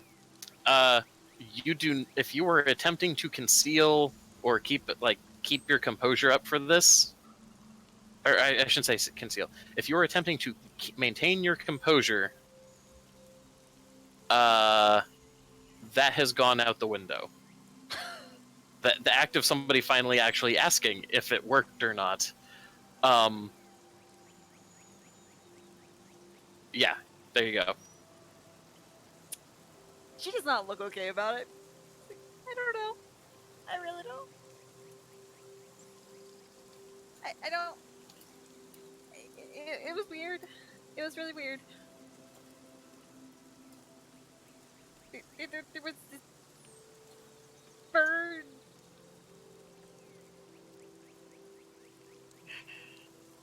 Thing.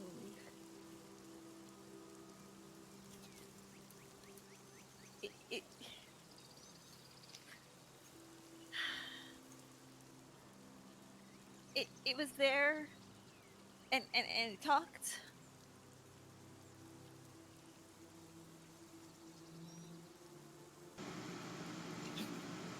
Ben has just been quiet while you have your ramble. What did it say? Like she's obviously like taking a deep breath, trying to calm down. A life, a service, or no, it was shit. No, I have to scroll because I can't. I did not write that down correctly. A life, a fact, or a binding to service. I don't. I told it a service because maybe it would help, but I don't know. It doesn't. Those books didn't say anything like that.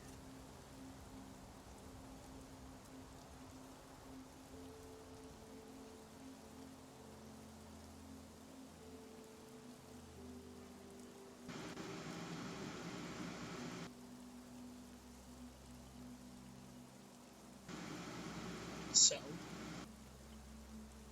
what are you gonna do from here? I'm gonna go home and pass out. I'm gonna do that too. After I reach the bottom of a bottle.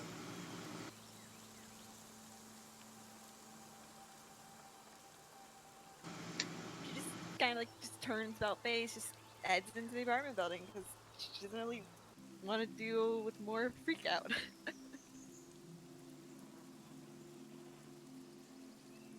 Ben fluffs out his hair. Long sigh.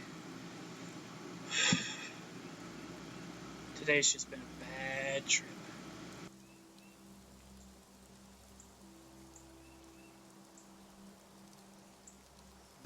Yeah, and he drives off and he goes back to his house, drinks privately with his thoughts, gets to the bottom of the bottle, and passes out.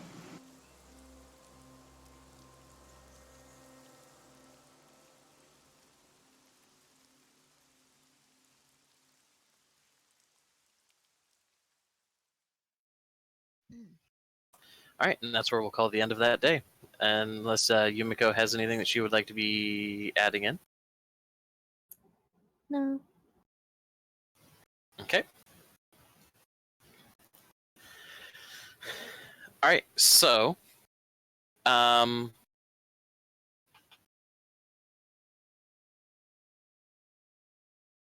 what's the plan for the next day? Because pretty much Caitlin offered a whole bunch of like, hey guys, I'm back. Sorry about that. Oh, holy crap. I'm sorry. I should have let you know. Blah, blah, blah. And what's the plan for the investigation moving forward? Honestly, we probably need to drum up some new leads.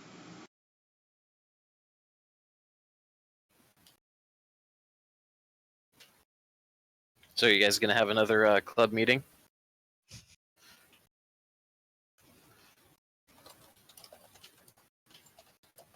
I guess so. I mean, I don't know.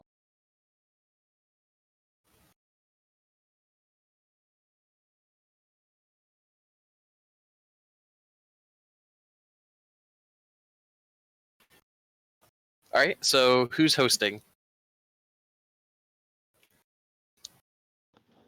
Caitlin can host. She better.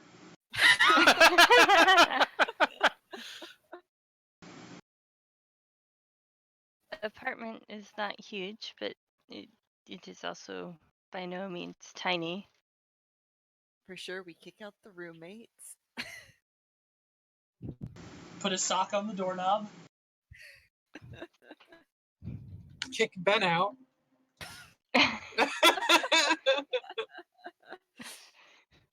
Orgy. Oh wait, Well, sorry. that's just to keep them from coming back. We're not actually having an orgy.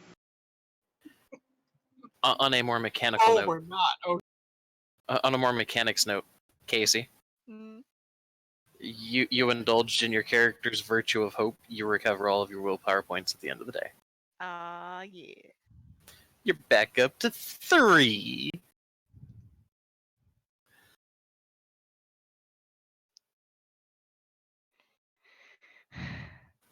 All right, so let's just assume that pretty much everybody shows up at the same time this time. Like you gave a, hey, just meet everybody. I'm out of class at like 5:30. I'll be back at the apartment by 6. If you guys want to swing by like 6:30, we'll be good to go and we can talk over dinner and figure out what's going on. And so everybody My shows up. roommate's going out anyway, so. Do they have a hot date? No, just. I imagine they're also in some kind of sport, but probably not track. Well, yeah, because that would make it really weird that you're not going to your track meet. Yeah. Or practice. They do volleyball. There we go. Sure. All right, so 6:30 rolls around. Cassie, describe the apartment. Take over and you guys get to talk for the rest of the session. I mean, I'll be right back. I have to go pee.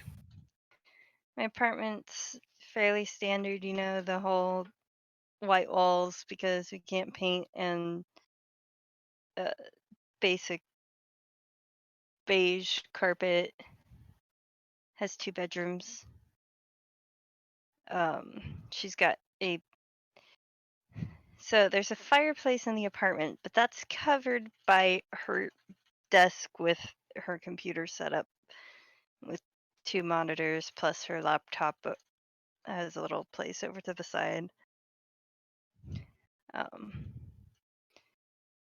But there's still somehow managed to get 2 couches in there.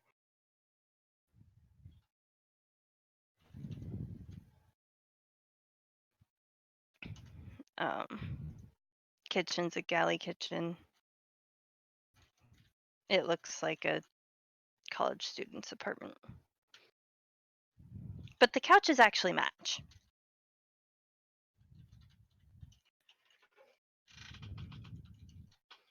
That's how you know someone in the apartment has money.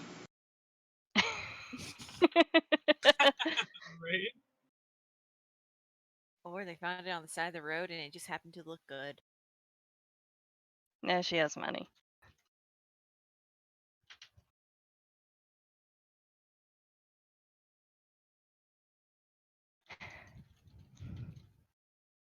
Well, Brooke shows up looking probably more sour than usual.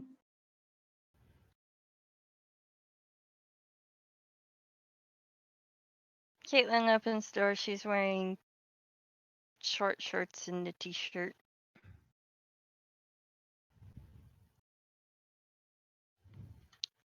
gives people a bright, welcoming smile, invites them in.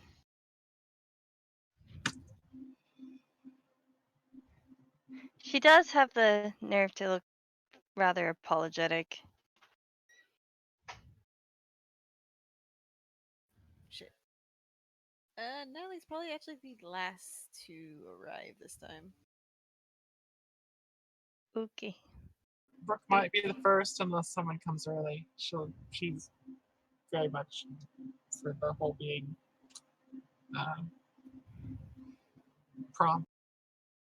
I imagine that everybody's pretty close to the same. If we want to just say that everyone just arrives.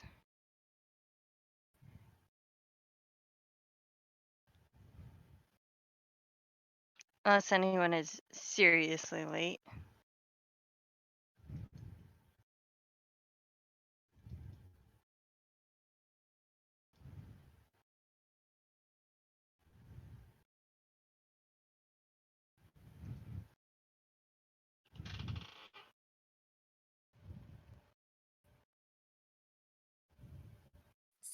So you were off on a family trip. Yeah. You didn't tell your roommate. Well, I tried. Okay, so I went to text her and she told me when I came back that my text didn't come through until like an hour and a half after we left the cabin. So I must have gotten back into phone range then. But the timestamp said, that I sent it the other day.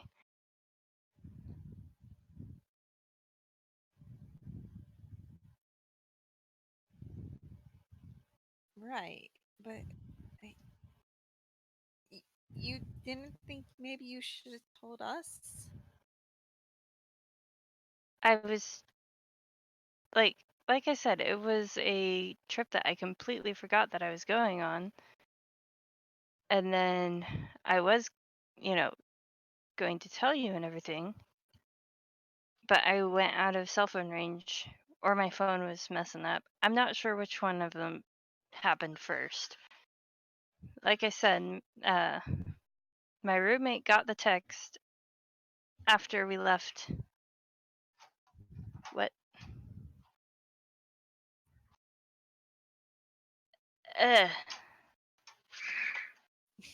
Okay. Sorry, Matt comes up to me and he puts a sleeping mask on my head. I didn't recognize the sleeping mask, so I asked what, and Matt said it was on our door. So I don't know.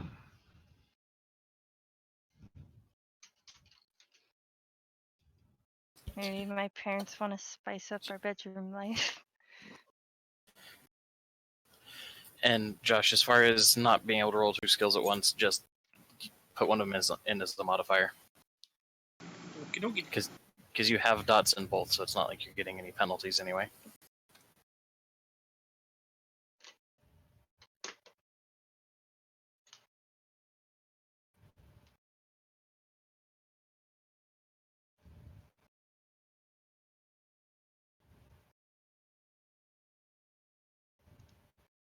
Okay, so total modifier with everything is 2.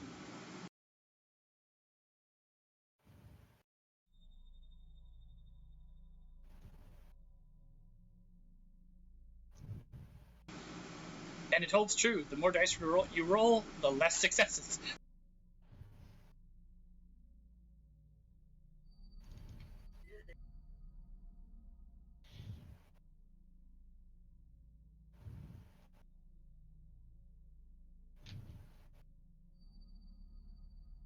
So did you spend a willpower point? Yes. I mean, I got 5. I might as well. Then you should have rolled 1 additional die. Right? No, Plus no. 3 more dice for willpower. Right? Yeah, plus 3 dice for Minus- willpower. Minus 2 for the booze. Mm-hmm. 1 Still is a dominant. net plus 1. Yep, and 1 for occult, so modifier 2. Oh, I thought you had 2 in occult. Disregard. No. As you were. Alright, I will type at you. Okay. All the rest of you, keep role playing.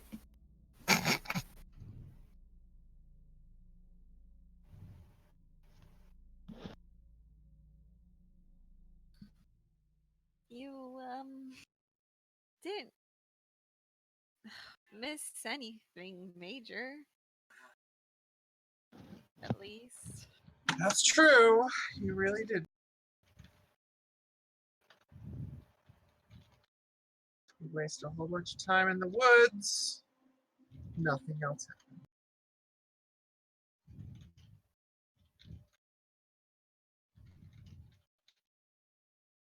So how was the trip? Well, the fact that I didn't have internet service should tell you something. I don't understand how people do it. Go out into a cabin in the middle of the forest in the mountains with nothing to entertain you. But my parents seem to think it's like the most fun thing in the world. I mean, camping can be fun. With your family only? Like camping can be fun if there's a bit of alcohol and some friends and yeah. But it's not as much fun with my parents. I guess I'm the only one that actually enjoys nature. My parents don't believe in drinking or in doing anything.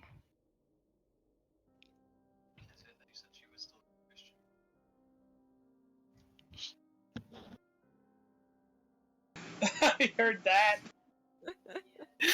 She mutes herself to make the comment.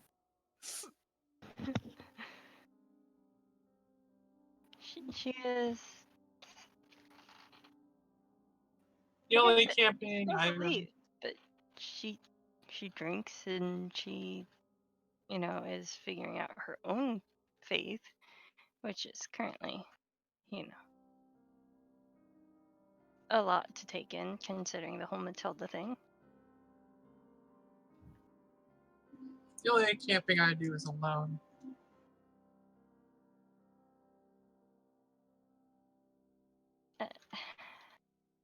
See, I wouldn't mind it so much, except, like I said, there is no cell phone reception, no internet. I don't know. Nothing weird happened? No, it's just camping. Like I said, my phone was kind of freaking out before I left, but it seems to have recovered. Right. I don't know. You always hear stories about the family going out in the woods, something happens, and usually it starts with the phone acting up. In movies.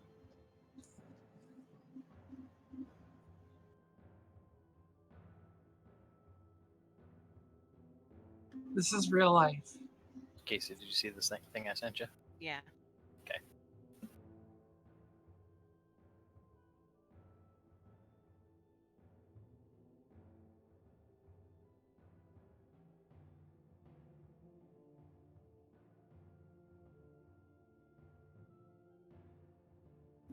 Like, I suppose there is always a small possibility that you could run into a dangerous wild animal, or there could be a person out there who has some kind of ill intent. Maybe they want something you have. But otherwise, this is real life. It's not just a fantasy.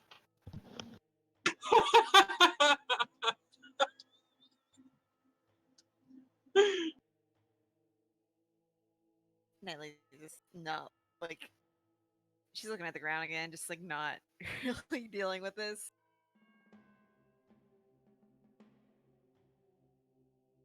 Guy, she'll keep arguing that.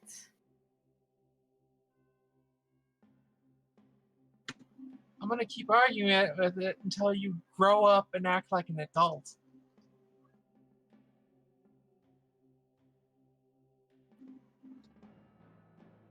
Sorry, that was uncalled for.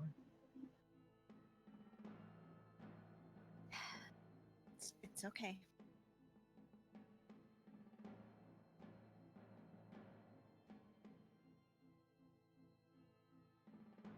It's just I really was not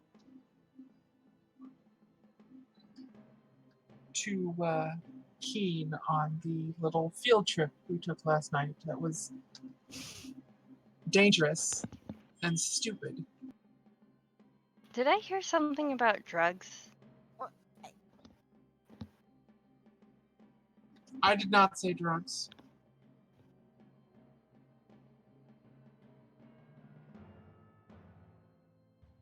No, but Ben was saying something like he thought that I had been kidnapped.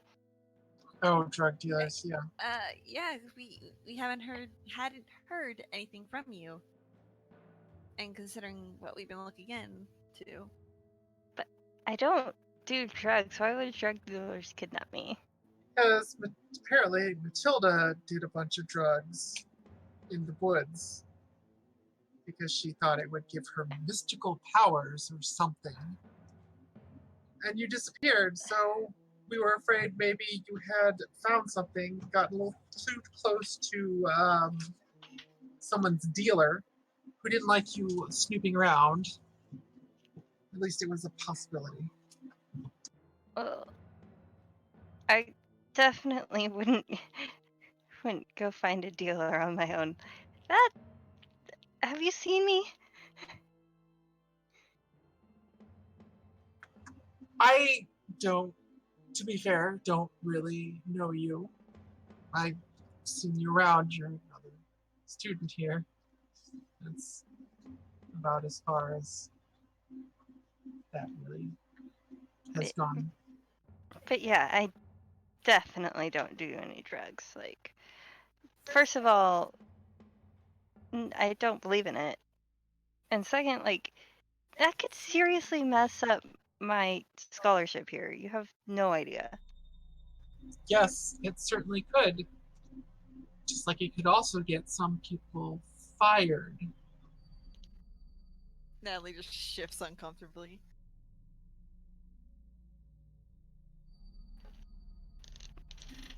But anyway, that was a concern. It's good that you were not kidnapped by drug dealers. Yeah.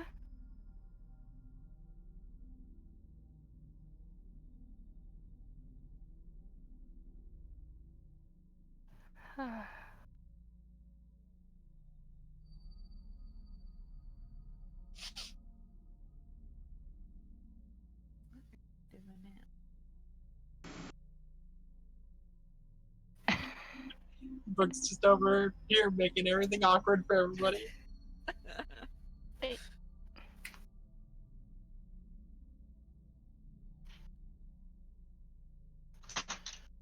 She's freaking out because of the fireworks. Isn't it a bit early for you guys to be having fireworks going off? Hmm? Isn't it a bit early for fireworks to be going off? They've been going off all week. Mm.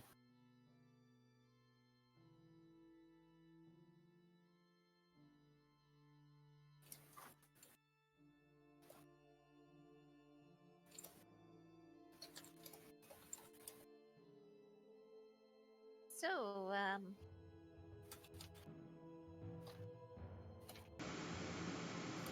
Let's pile what we know on a table. My little excursion into the where she used to hang out didn't really turn up much. People still remember her, but not in any significant way. She wasn't around enough.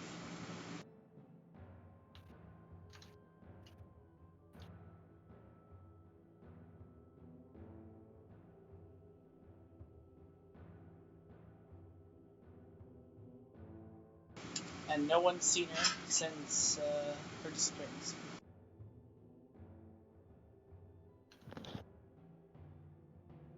Well, that's technically a lie. The police have found her body.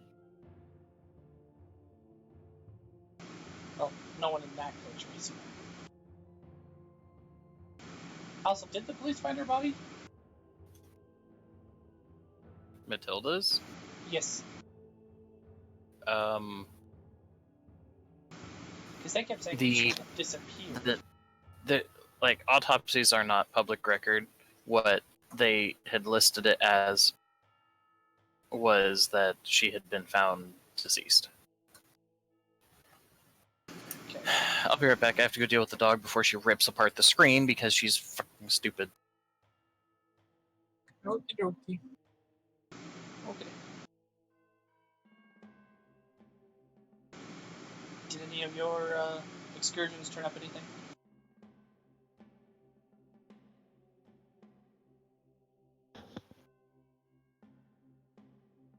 Who are you talking to? Everyone. Ben's talking to the group. I haven't gotten any hits on, well, any of the posters or anything. Other than what I read those few days ago, I haven't really been looking. I haven't really found anything either.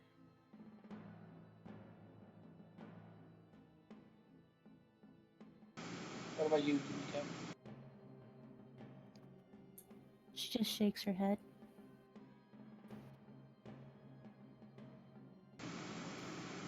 I want to tear through those books as well. Just on my own. Trying to make sense of things. It's weird.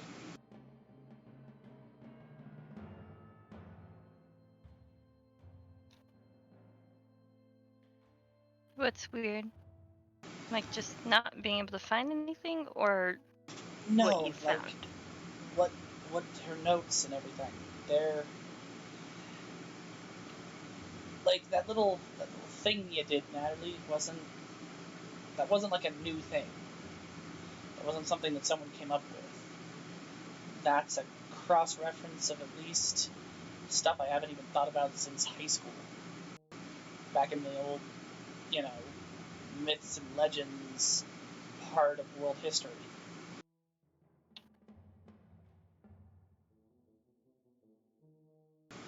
Like, we're talking old stuff. Athena, other gods. I mean, other than what I found in those books, unless we find the rest of the books, I don't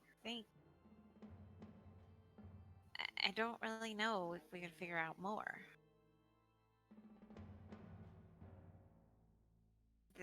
We found a few places that sell books, like similar to them, but I'm not 100% sure that those are ones that will actually fit these places that we're missing.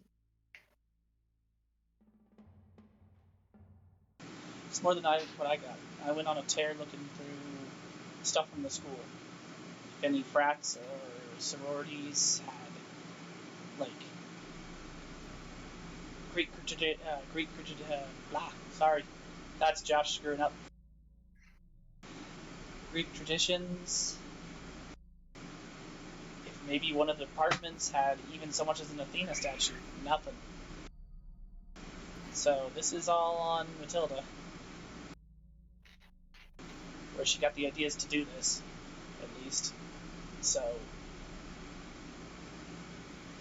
maybe looking into bookstores wouldn't be totally out of left field.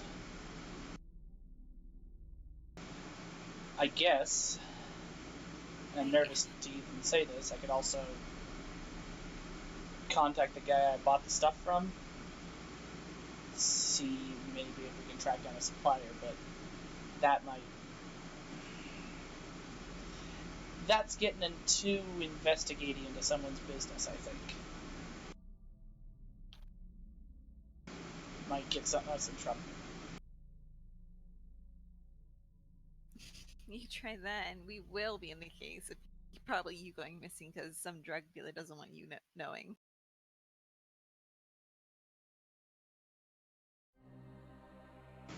Yeah. The thing is, with the bookshops, personally, when I started looking this stuff myself, I just went to the library. But even Matilda's collection is beyond what I normally would read. I mean, seriously, maybe one or two of the books there were ones that I was really familiar with.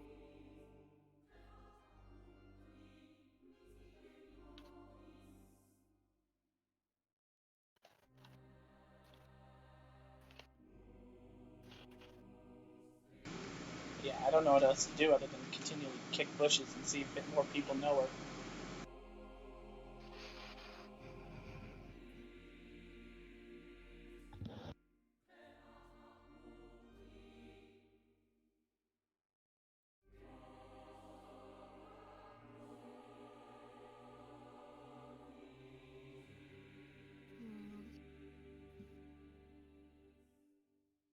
You had searched the racing circuit, right?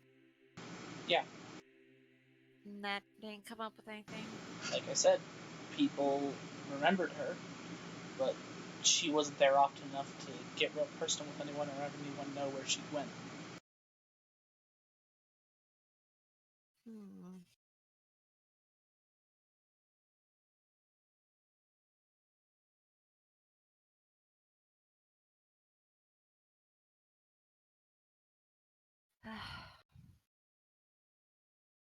I think we just have to start over, I guess.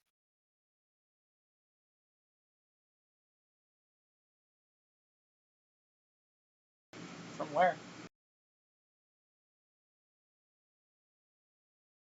We could try and catch her, Matilda. I mean, with cameras, remote locks. Decent idea, I suppose. Caitlin, of those missing person posters, how many are still up? How many are what? Do you know how many, if any, are still up?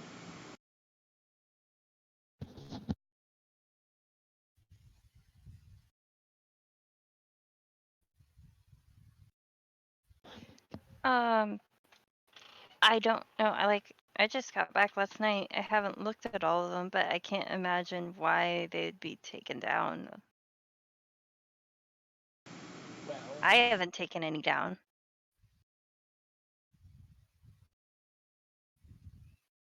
if they have been, then we have our bait.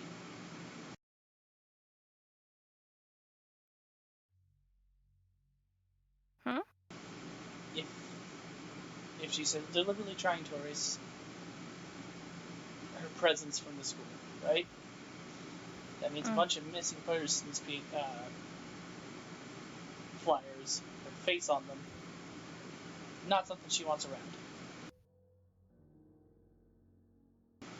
That's why I was so inclined to believe that something had happened to you. So, I guess that makes sense. so that's the cheese for the little trap that Brooke's suggesting. Put them up where there's cameras, remote locks. Watch the cameras. If someone comes to try and take it, lock it in.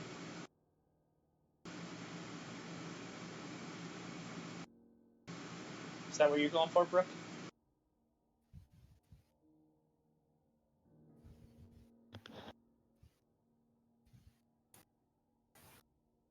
Emily.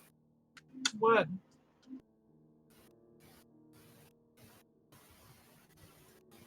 Josh, throw the plan back out again. So, what Ben's suggesting is, if Matilda's going around trying to release, like, signs of herself from the school, we get some signs, like some of their missing persons posters, put them up in an area where we have cameras and the remote locks that Brooke's suggesting, and then we just watch the cameras. If someone comes to try and take the poster, well, hit the locks. Basically,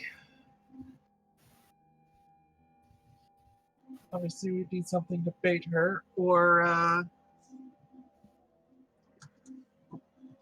we can use cameras to watch where she, or watch to see if we can find out where she's going, if she's still going around, What and if set up we- locks accordingly.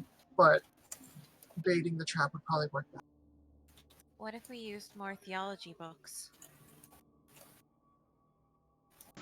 Or for what I do?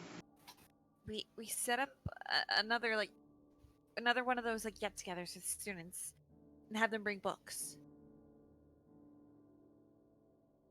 It offers an area to where it have to be on campus, maybe. If we set up what she had done before with the gathering of the students, maybe she would come to try nabbing the books. Because she's still doing that ritual thing. I But- don't know if she'd need to do it more than once. I don't think so either. I mean, But I mean, it kind of makes sense though. If that's the thing that she came for last time.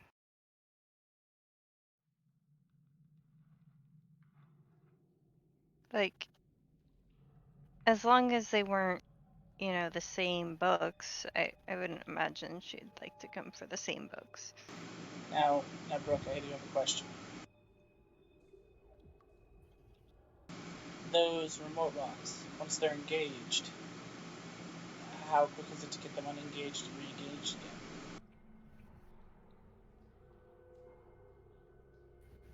What was that? I couldn't hear Illy. Yeah, there's something up with your sound, bud. Sorry, I might just not be talking very loud. He asked how easy to engage and re-engage the remote locks would be, and I have, of course, no idea. Given that they'd be like magnetic security locks, like you can lock down a building for like it's how to put it. Because the idea is that there's supposed to be ways to bypass it, so that if you're trying to get out of a building, you can do so, because they want to avoid creating people dying in a fire because they got tripped.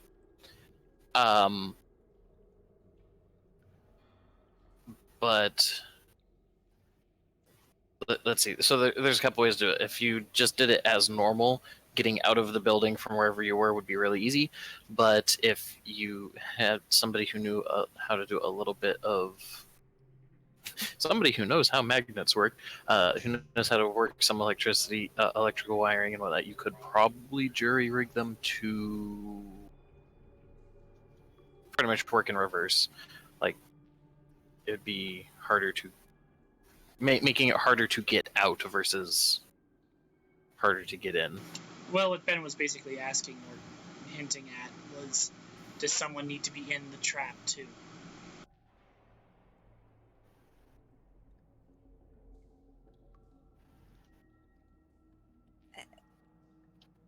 Possibly, if we're going to make it seem realistic. And then in this case, the students that would gather. I think that's also going to depend on, is one of you people being the bait, or is the bait the event itself?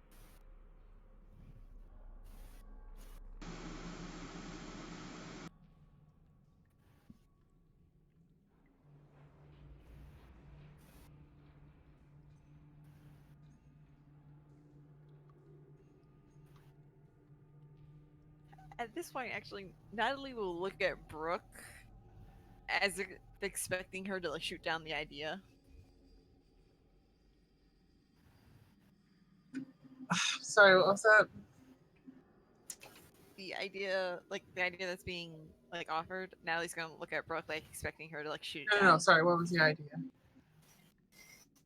More or less creating another event where it requires students to gather and trade books to try and draw out Matilda. Ah. Considering that we want to try to lock the doors, then having as few people as possible to be, caught in the net, as if you will, would be better. So let's simplify this down then. We find out if she's taken the missing persons posters. We put them up in the library. Or wherever we got the lockable area. I'll sit, stake out the posters. Brooke, you watch from the cameras. And if she shows up to take it, well, lock it.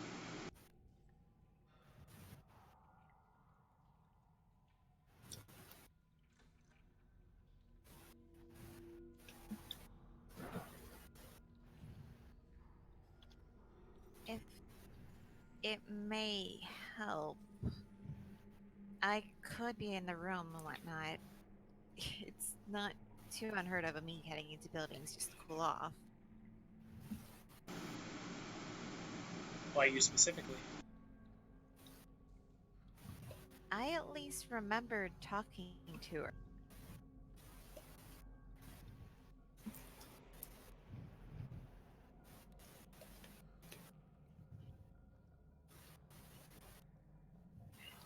I at least remember details that were there after she was gone, and no one else seemed to remember.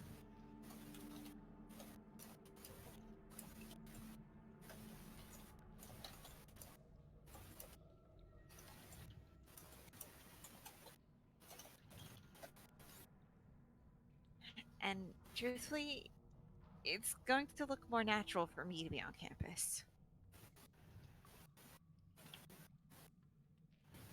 No offense, Ben, but you did drop out, and your reputation isn't exactly crystal.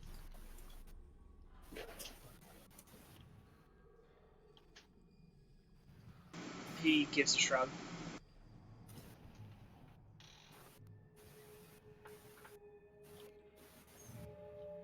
At best, maybe outside for you, if like near an exit or something, in case she slips.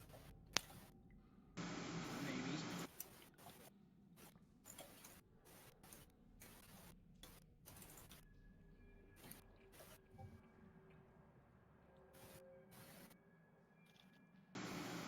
Well, it's about all we got.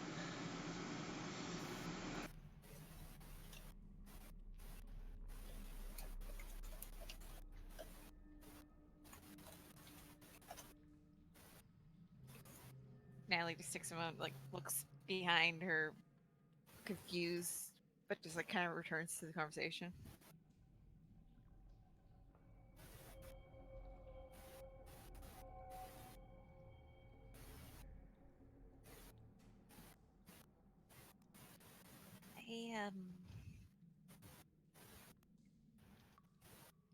Until we set that up, I'm going to. I just want to look up something for my own curiosity.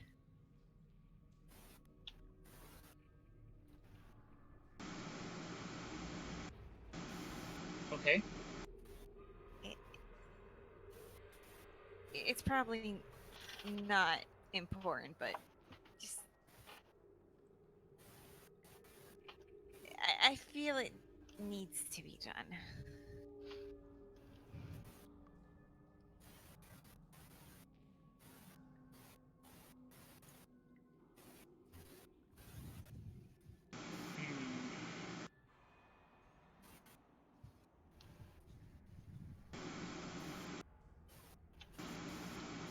So, Brooke, if we're gonna do this, when are you next on wander duty?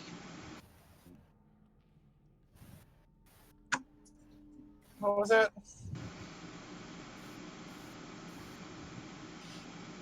we're gonna do this, we're gonna Could need you repeat that for me, Josh? Yeah. When are you next on monitor duty?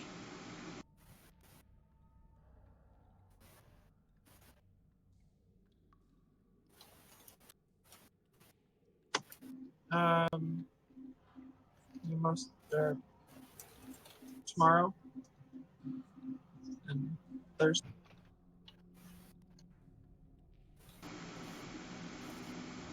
Whichever works for you, Natalie. One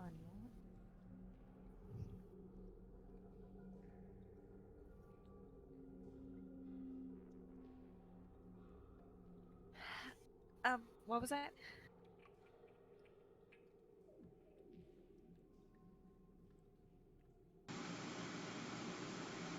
What about you? How long do you need to look this stuff up? Because we got tomorrow or Thursday. We can do it on Thursday. This shouldn't be long, maybe at most a day search.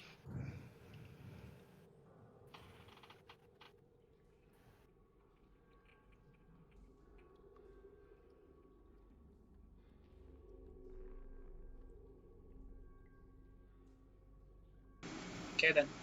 It's a plan.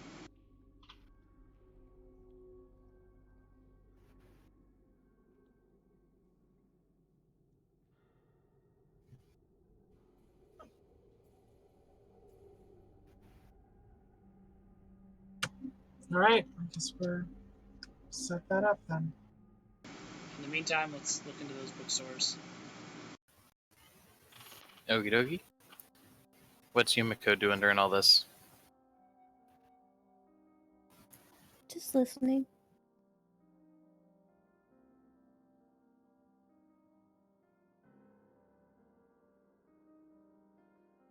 Okie dokie.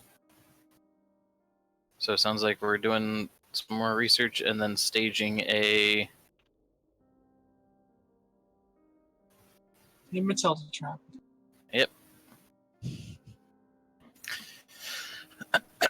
Alright, so...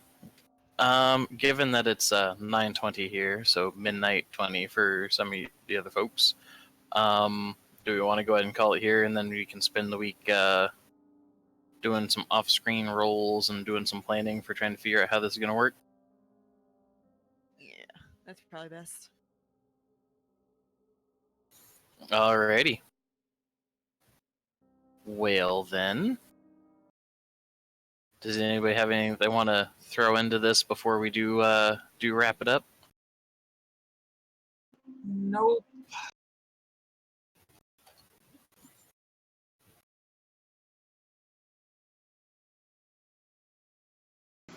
I'm good. Nika? All good here. Cassie? Nope. You did not actually unmute to say that, but I think it went through mine anyway. So...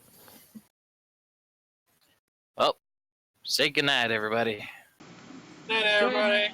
Not everybody.